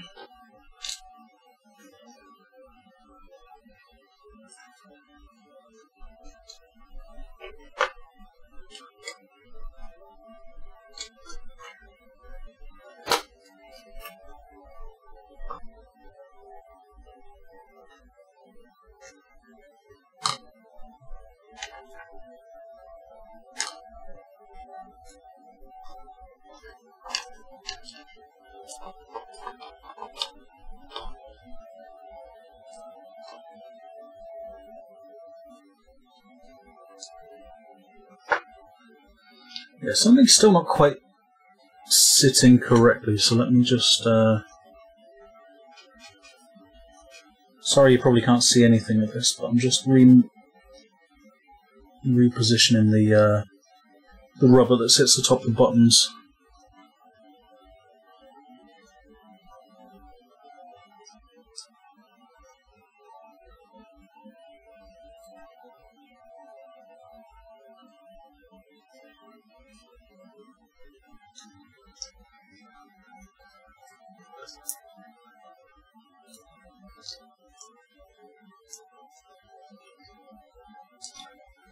Yeah, I think the buttons are actually all messed up again.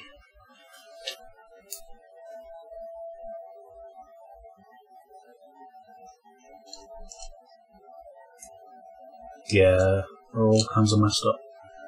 So let's spin these around. I don't know whether you can see or not, but...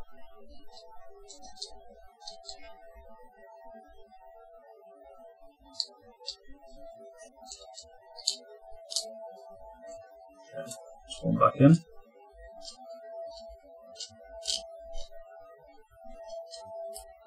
There's another. And the other buttons seem okay, so let's put this back in place.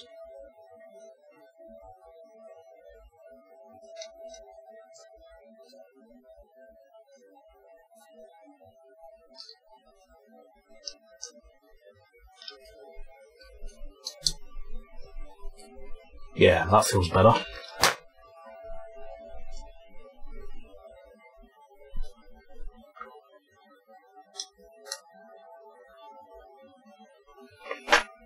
I might actually just stick a screw back in to keep it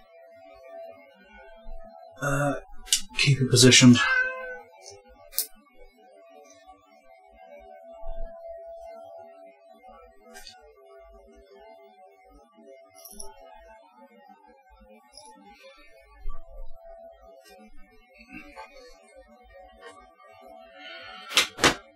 Let me just watch the video again. Meow. Meow. Oh my. Meow.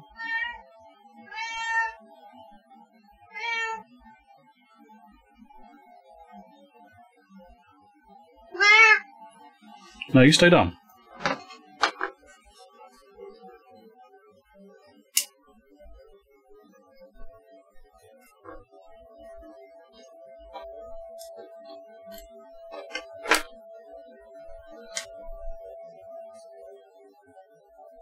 Yeah. Okay. All the buttons feel good.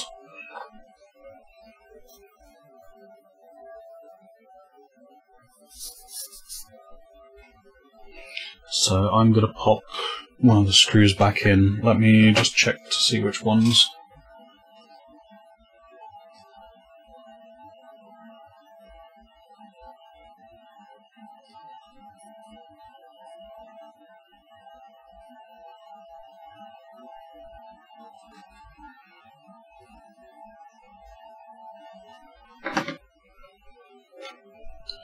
Okay, so it's a little silver screw.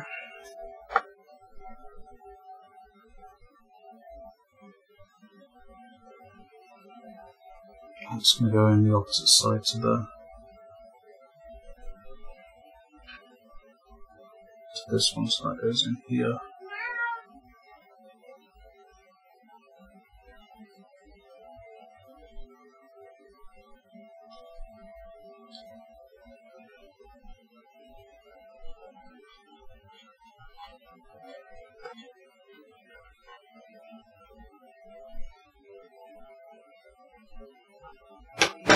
Nice. That should hold in properly. Yep, feels good. That feels good.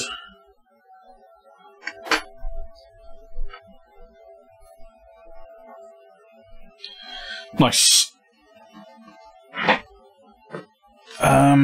Does he put any more screws in at this point? Yeah, he puts them both back in.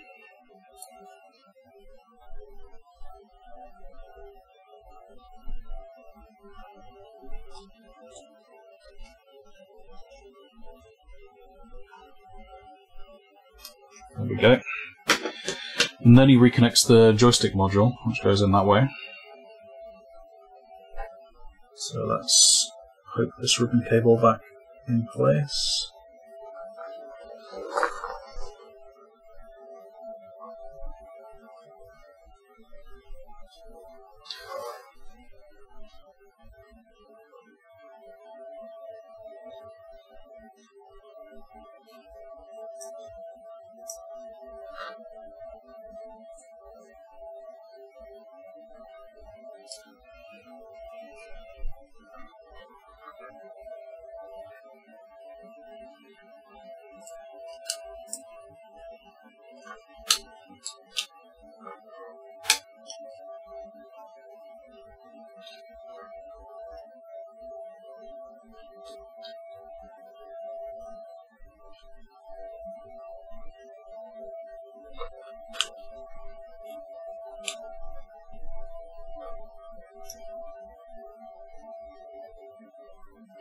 Feels fairly secure.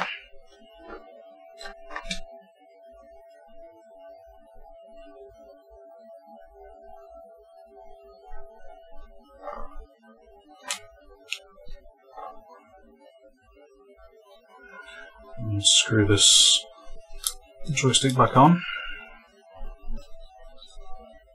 If I can find the hole for it.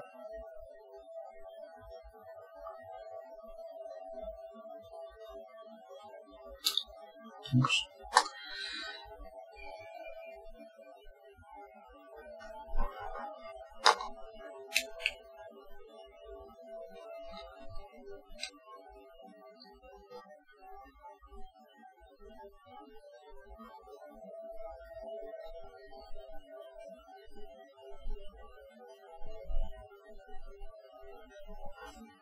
Okay, that's one.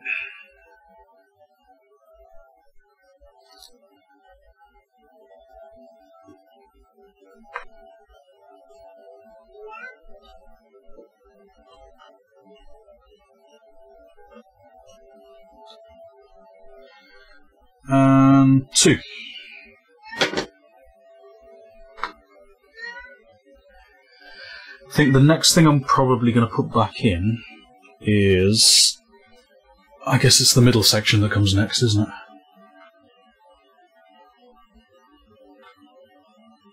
Yeah, middle section next. So that's this one again.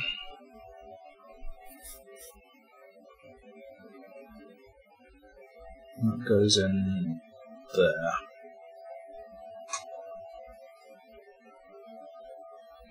Yeah, this is the super fiddly one. I'm not entirely sure if I'm going to be able to show you this one very easily.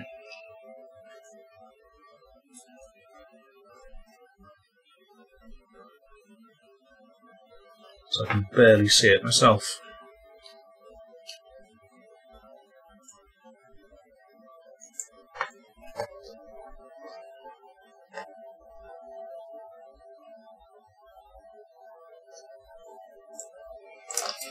Let's approach this from a different angle.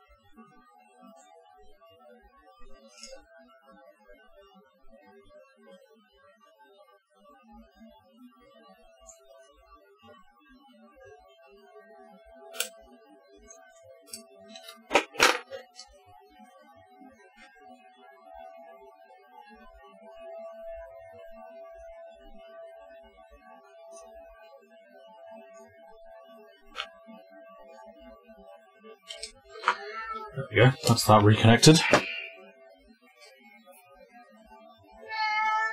What?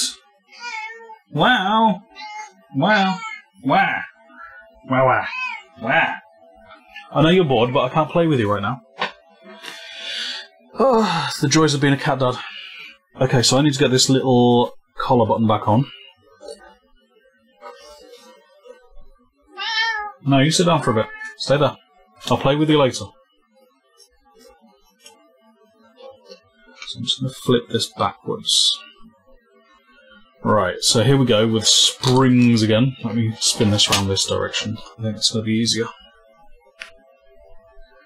So this fits on that direction like that. Spring in there.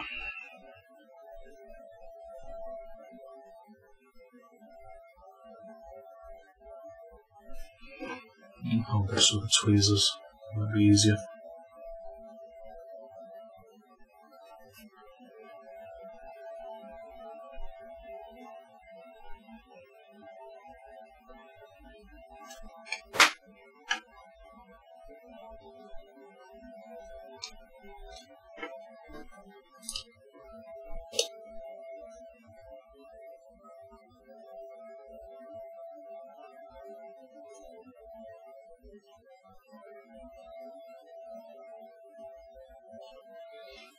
Okay, that's positioned.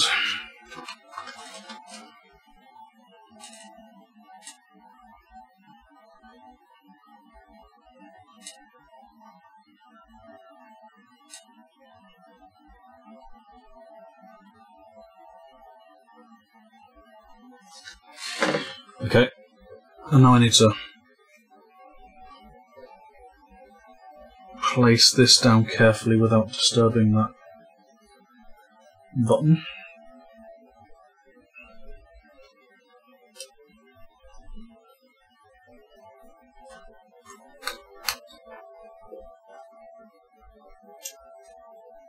Which I've just done. Nah, there we go. That is that. Okay, that's got a nice clicky action, so that's in a good place. And while that is in a good place, I'm going to screw that back down.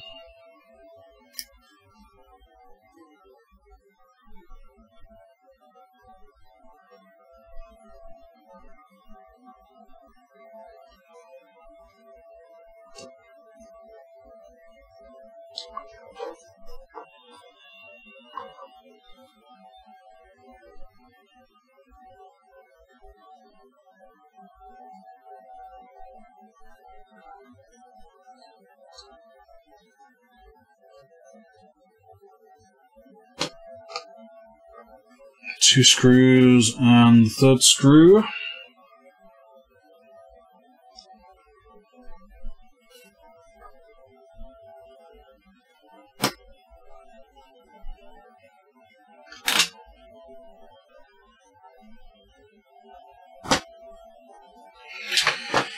Cool.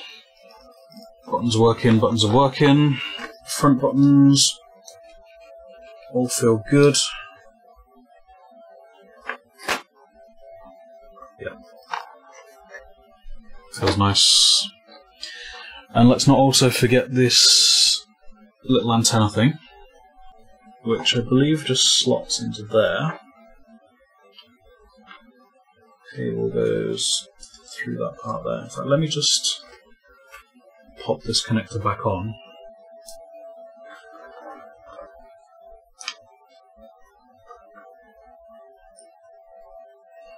Do that first.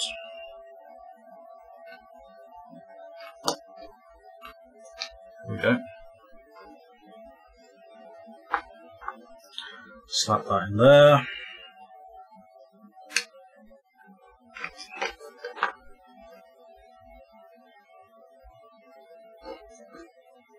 This little grey cable actually tucks into this groove.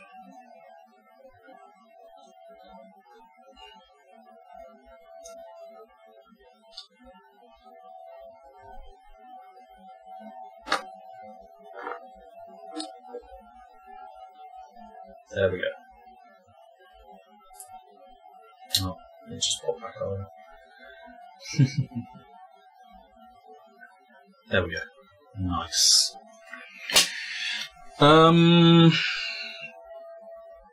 I think that's it. We just need to reposition this battery, which went like that.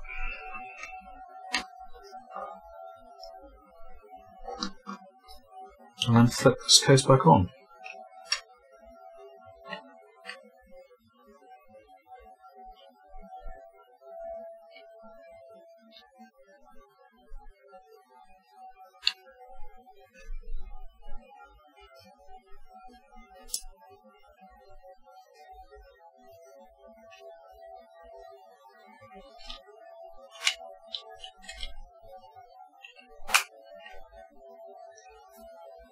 There we go.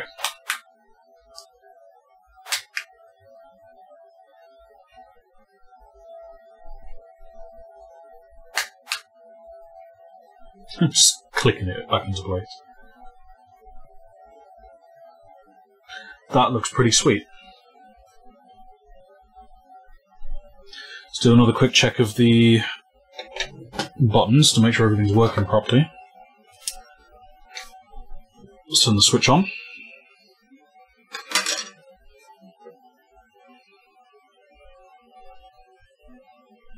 That one's synced. This one's synced. That button works okay.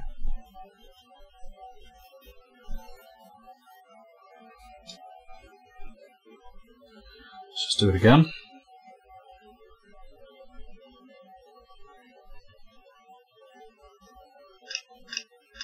That button works. Plus button works. The actual thumbstick works okay. And the home button works. Lovely! Lovely, lovely, jubbly! So let's just re-screw this back together. Re-screw it. Or just normally screw it back together, you know.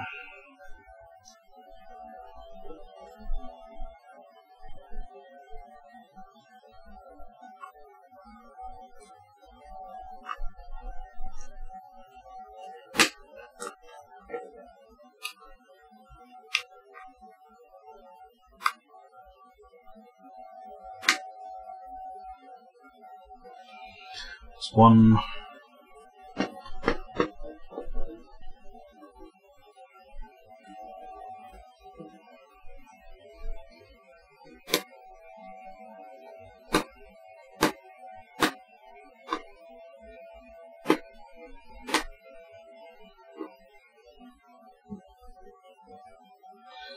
Two.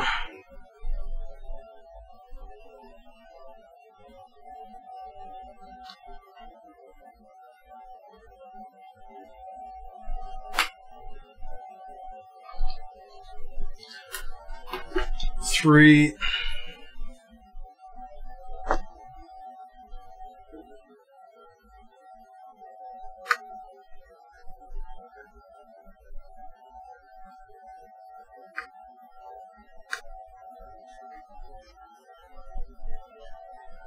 And 4. There we go. Perfect. Everything looks quite tasty in there. See the buttons working, so it's still got power. And these are the two controllers together. Yeah, this one, I've definitely messed up the button on this one, because this one's got a nice clicking action, this one doesn't. Also, this button feels great. This one's a little bit squashy, so I think I need to reposition this one. But I can do that one off stream. And clicks in nice, feels solid, and the release button works. I think that's a success. 2 transparent Joy-Cons. The only thing that's left to do now is the actual Switch itself. Lovely, lovely, lovely, lovely. Another quick water break, I think.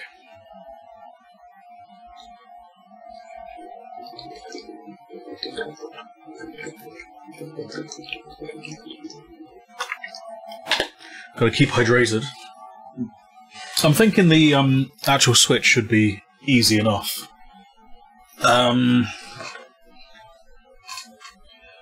It does just seem to have 4 screws on the back, and I might need to do something with this kickstand as well, but that's fine. So, let's just put these here for a second. I'm going to take another nicotine break. Man, it is so warm in here, and there is the biggest moth that is now flying around my light. Oh my goodness.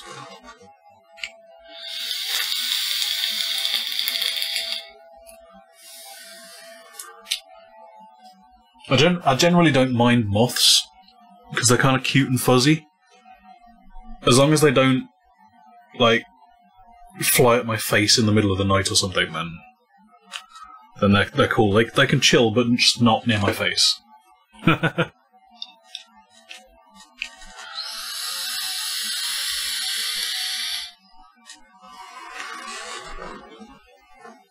You know, I do want to check as well. Now that I think about it.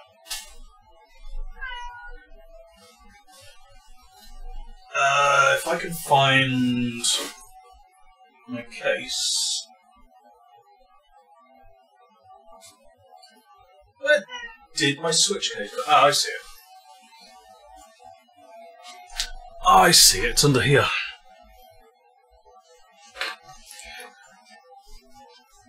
So while I was in Japan, I actually picked up a very fancy set of you know the straps that you attach to the Joy-Cons to turn them into like individual controllers. I actually picked them up in pink, which looks pretty sweet. This slides on this way. No. There we go. So that looks pretty cool to have them in this bright orange pink, bright hot pink.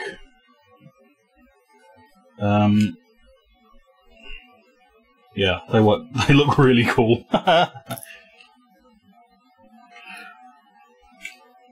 Kind of they look a little brighter on the actual, sorry, not wording very well today. On the actual camera. How does this one fit in? It's plus to plus, isn't it? Like that. So it's got to go... There we go. Just like that. Yeah. That looks suitably hideous.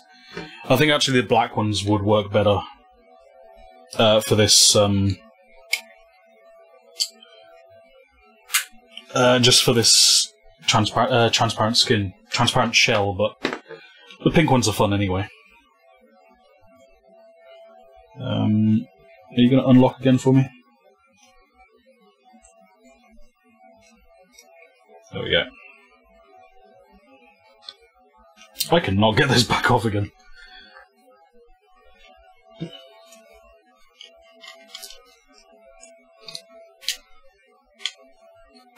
There we go. Yeah, these I don't think fit very well anyway, but they're kind of fun. Okay, and last but not least, here's the Switch. So this one should be fairly self-explanatory. I've got a screen protector on here as well, so it should be fine face down like that. But actually, I've got a piece of foam, so I'm just going to place it on there instead. I think that's the easiest way. Let's start by taking these 4 security screws out. That's 1.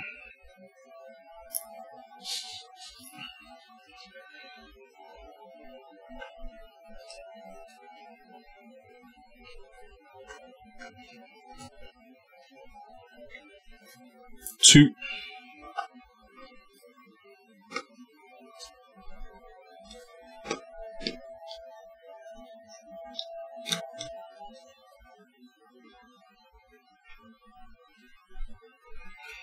3 and 4. Let's take this kickstand off.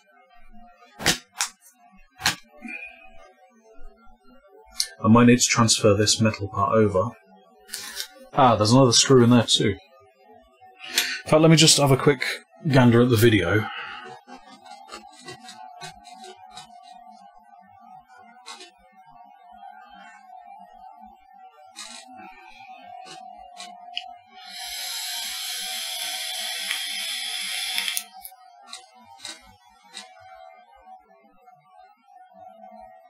Ah, yeah, there's quite a few different screws on this one. So I'm actually going to turn this off.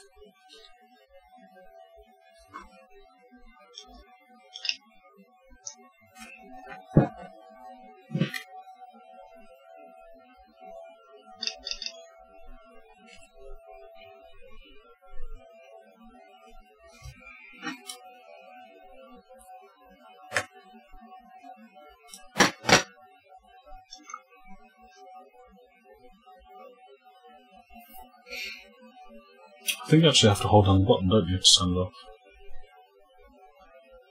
Yeah, there we go. Power off. Nice. Apparently a lot of screws in this one, so there's some in the bottom. These are actually normal crosshead screws. So let's take these out.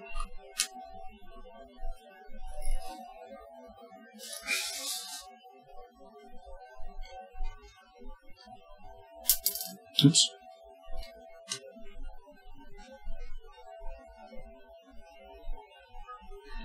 These are kind of tiny, so I'm going to keep those together. There's some in this end as well. Actually, there's 4 in there. I don't know whether you can see that on the stream, but there's like 4 little screws in there.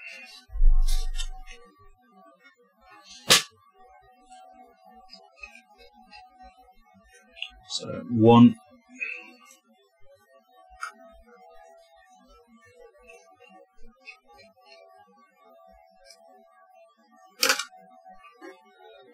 2,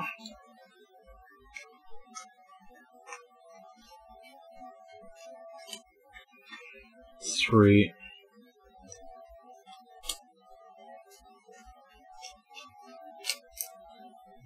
4.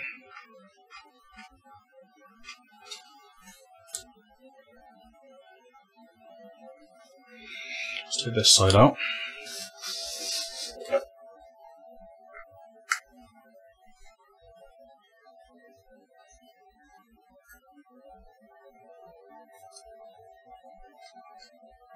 One.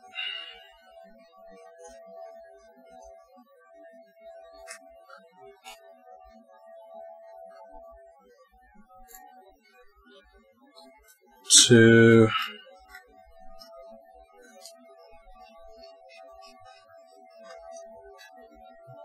3. Oh, there's actually 5 on this side. 4.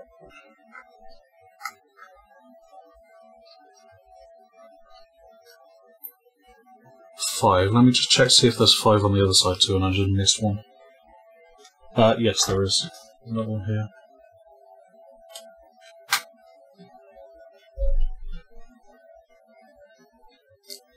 There we go. So 5 side screws. And I think there's this one at the top here too. It's a tiny little one.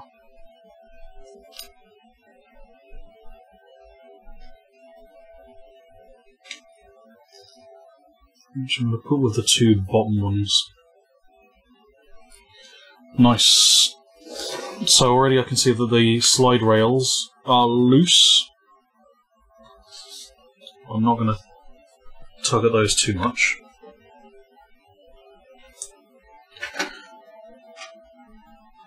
Consult the video.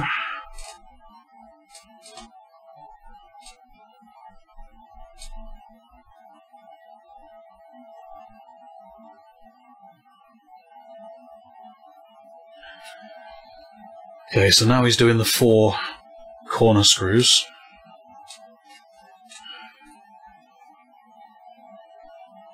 And there's the one that's sitting underneath the kickstand as well, which is this one here.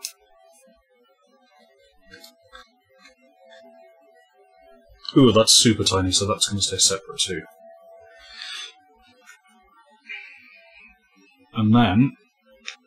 oh, let me take the game cartridge out as well. That's probably a good idea. There you go, Mario Kart.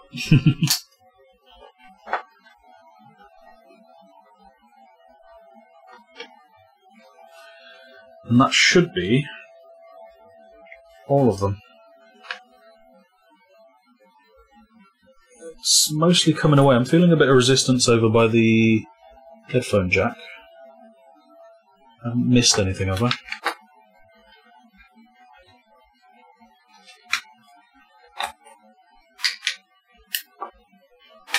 No, there we go. Well, that's it. That's the back removed. Put that to one side. And now we have a fairly naked looking switch.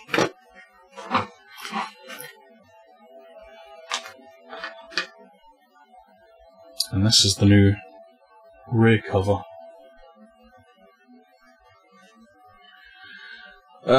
So it looks like we have to do some transferring of things from the old plate, the old back plate to the new back plate. So let me just move the switch to one side, and we'll take this one back in. So we have the mechanism here that the kickstand clips into, and we've also got the game cartridge cover as well.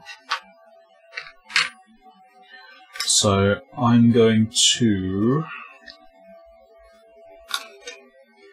firstly, let's take this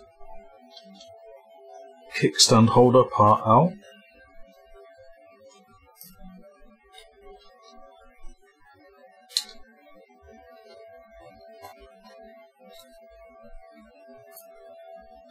It just lifts off. And transfer it directly over onto the new one.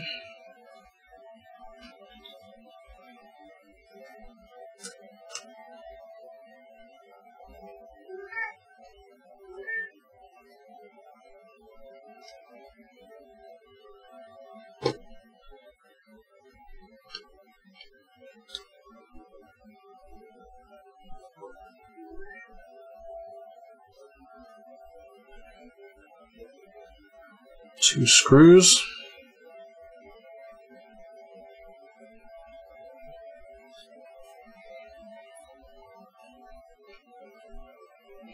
And then we're going to transfer this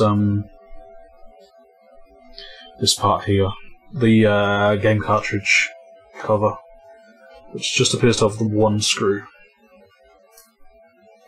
That holds a little plastic piece on top of the rubbery plastic part. Let's move that out of the way again. Bring the spare in. Put the plastic part back with the plastic retainer.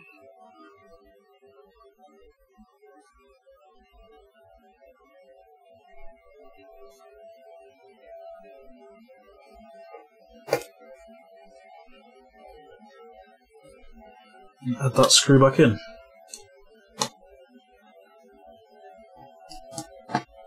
Kickstand parts are tight. This is working as it should.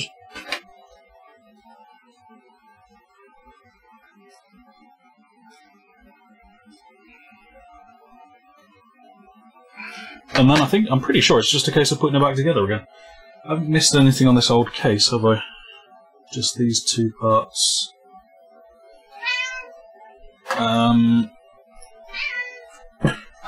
Let me also... Meow! Let me play with you later. You sit down. Wow! So I actually need to transfer this thing over as well. So... oh, what kind of screw is that? Oh, that's a security screw. Okay. Security screw bit is this one.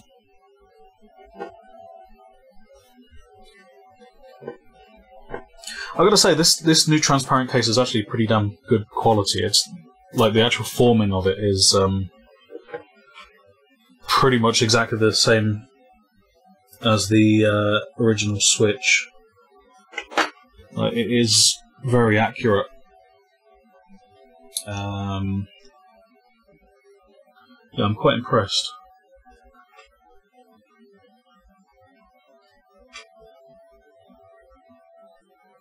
It's a bit of a fiddly screw because it's kind of got a very flat, wide top, which makes positioning it a little tricky. But there we go, we got it.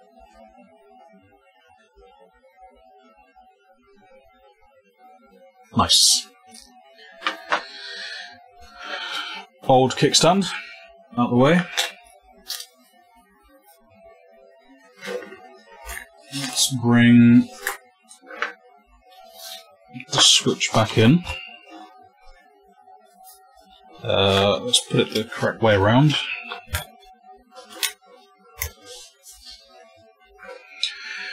And now it's just a case of slapping everything back on again. Like so.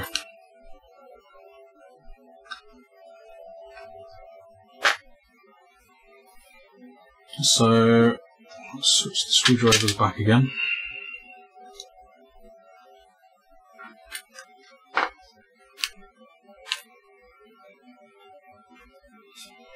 I think the first thing I'm going to do is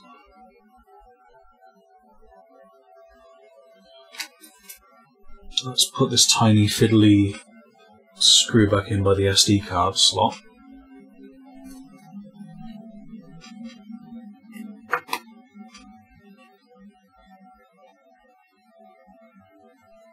There we go. I actually want to do the 4 corner screws first.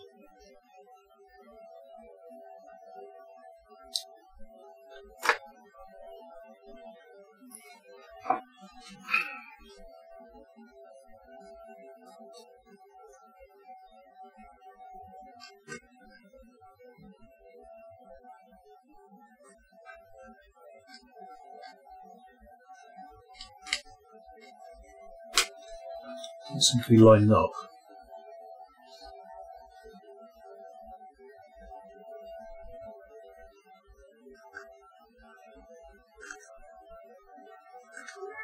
No? You're not going to line up for me?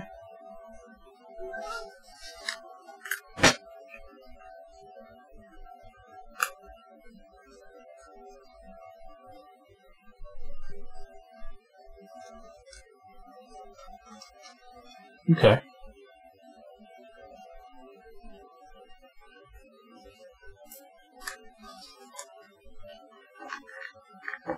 Oh, I see. Case actually clips on in places.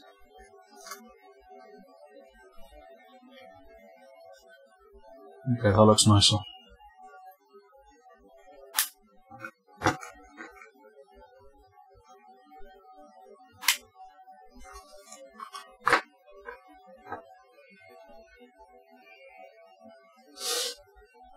Let's try that again.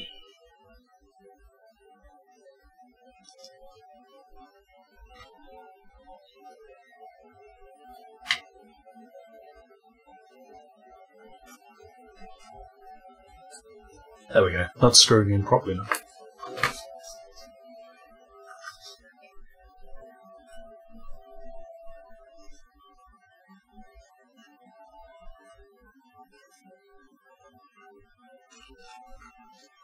He says, and it's not.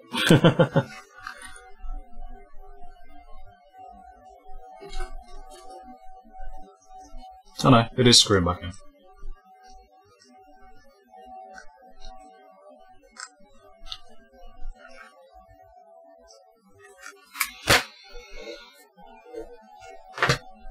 Next one.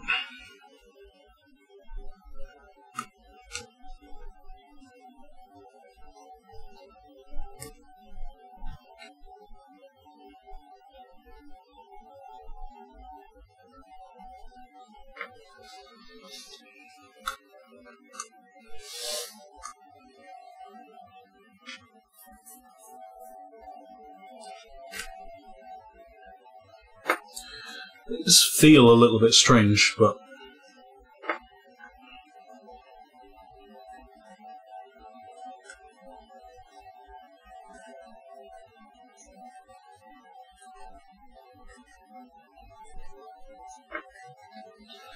yeah, these are kind of a little bit odd, these screws, but they're working.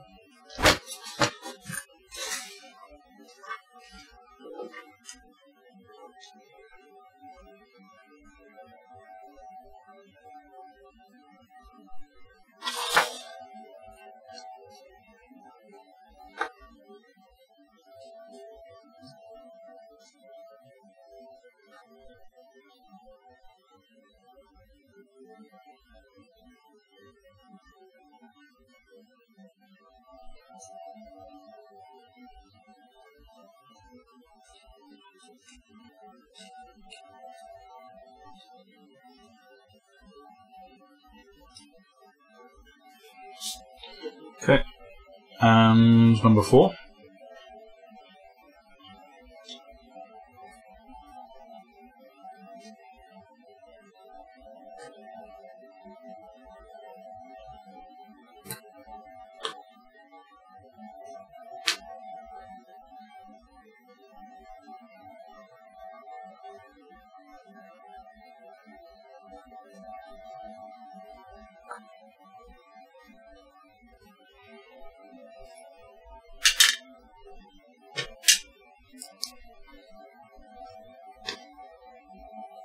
There we go, that's better.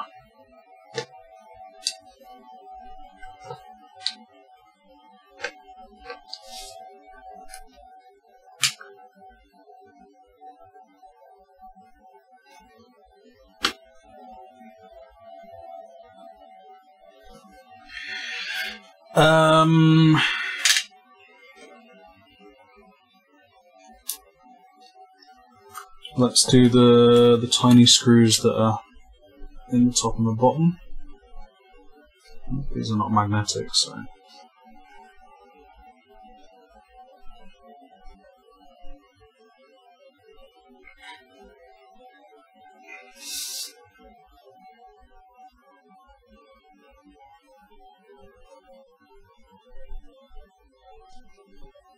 That's one.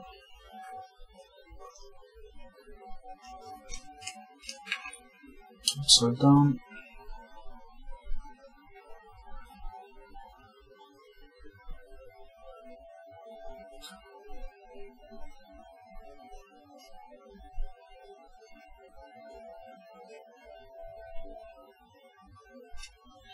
Two.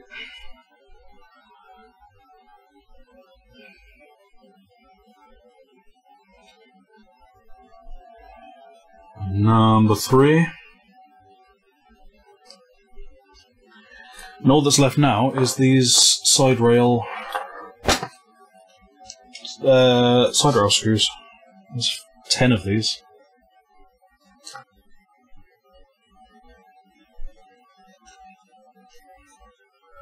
One.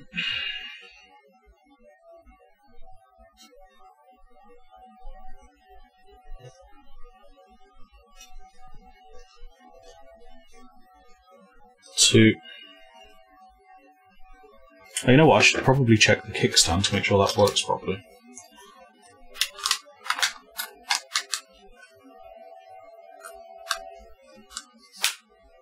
Yep, there you go. That works. Clips down, unclips. Pretty good. Where was I? Screws.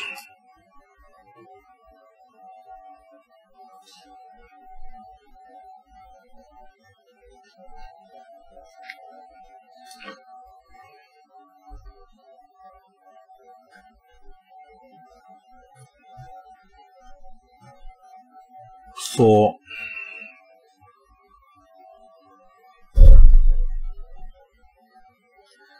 And 5.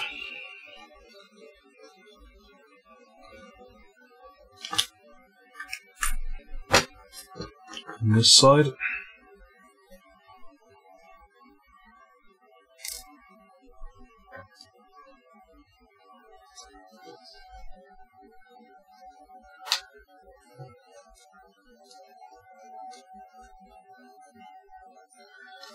One.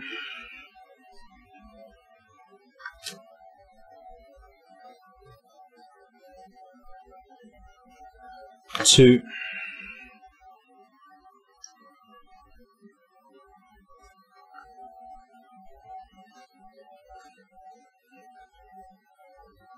Three.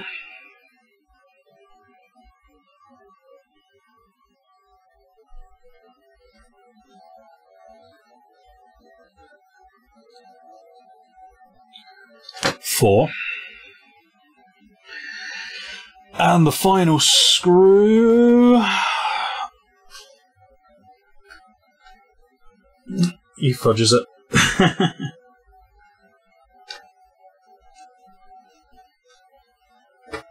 Screw number 10. Here we go. So that's all done. Let's take the Joy-Cons. Slot those in. And there we go. That's my new transparent, completely transparent Nintendo Switch. And it looks amazing. Let's power it up.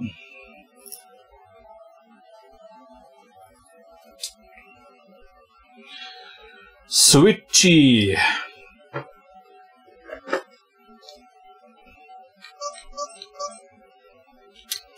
There we go. Everything's all working fine.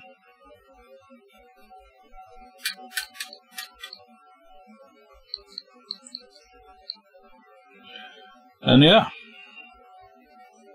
that's how you create a sexy looking, transparent Nintendo Switch. So, I think I'm probably going to take this Joy-Con back apart again just to check that button, because it doesn't feel quite right, but essentially that's it done. And it looks amazing. I'm really glad I did that.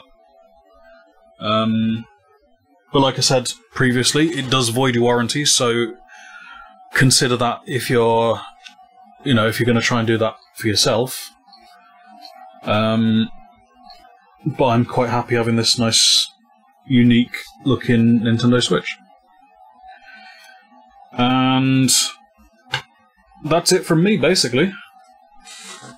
I know it's something a little bit different. We normally do gaming stuff, but I was going to do this anyway, so I thought I might as well just turn the camera on and do it on stream, right? So there we go. If you did watch, thanks for watching.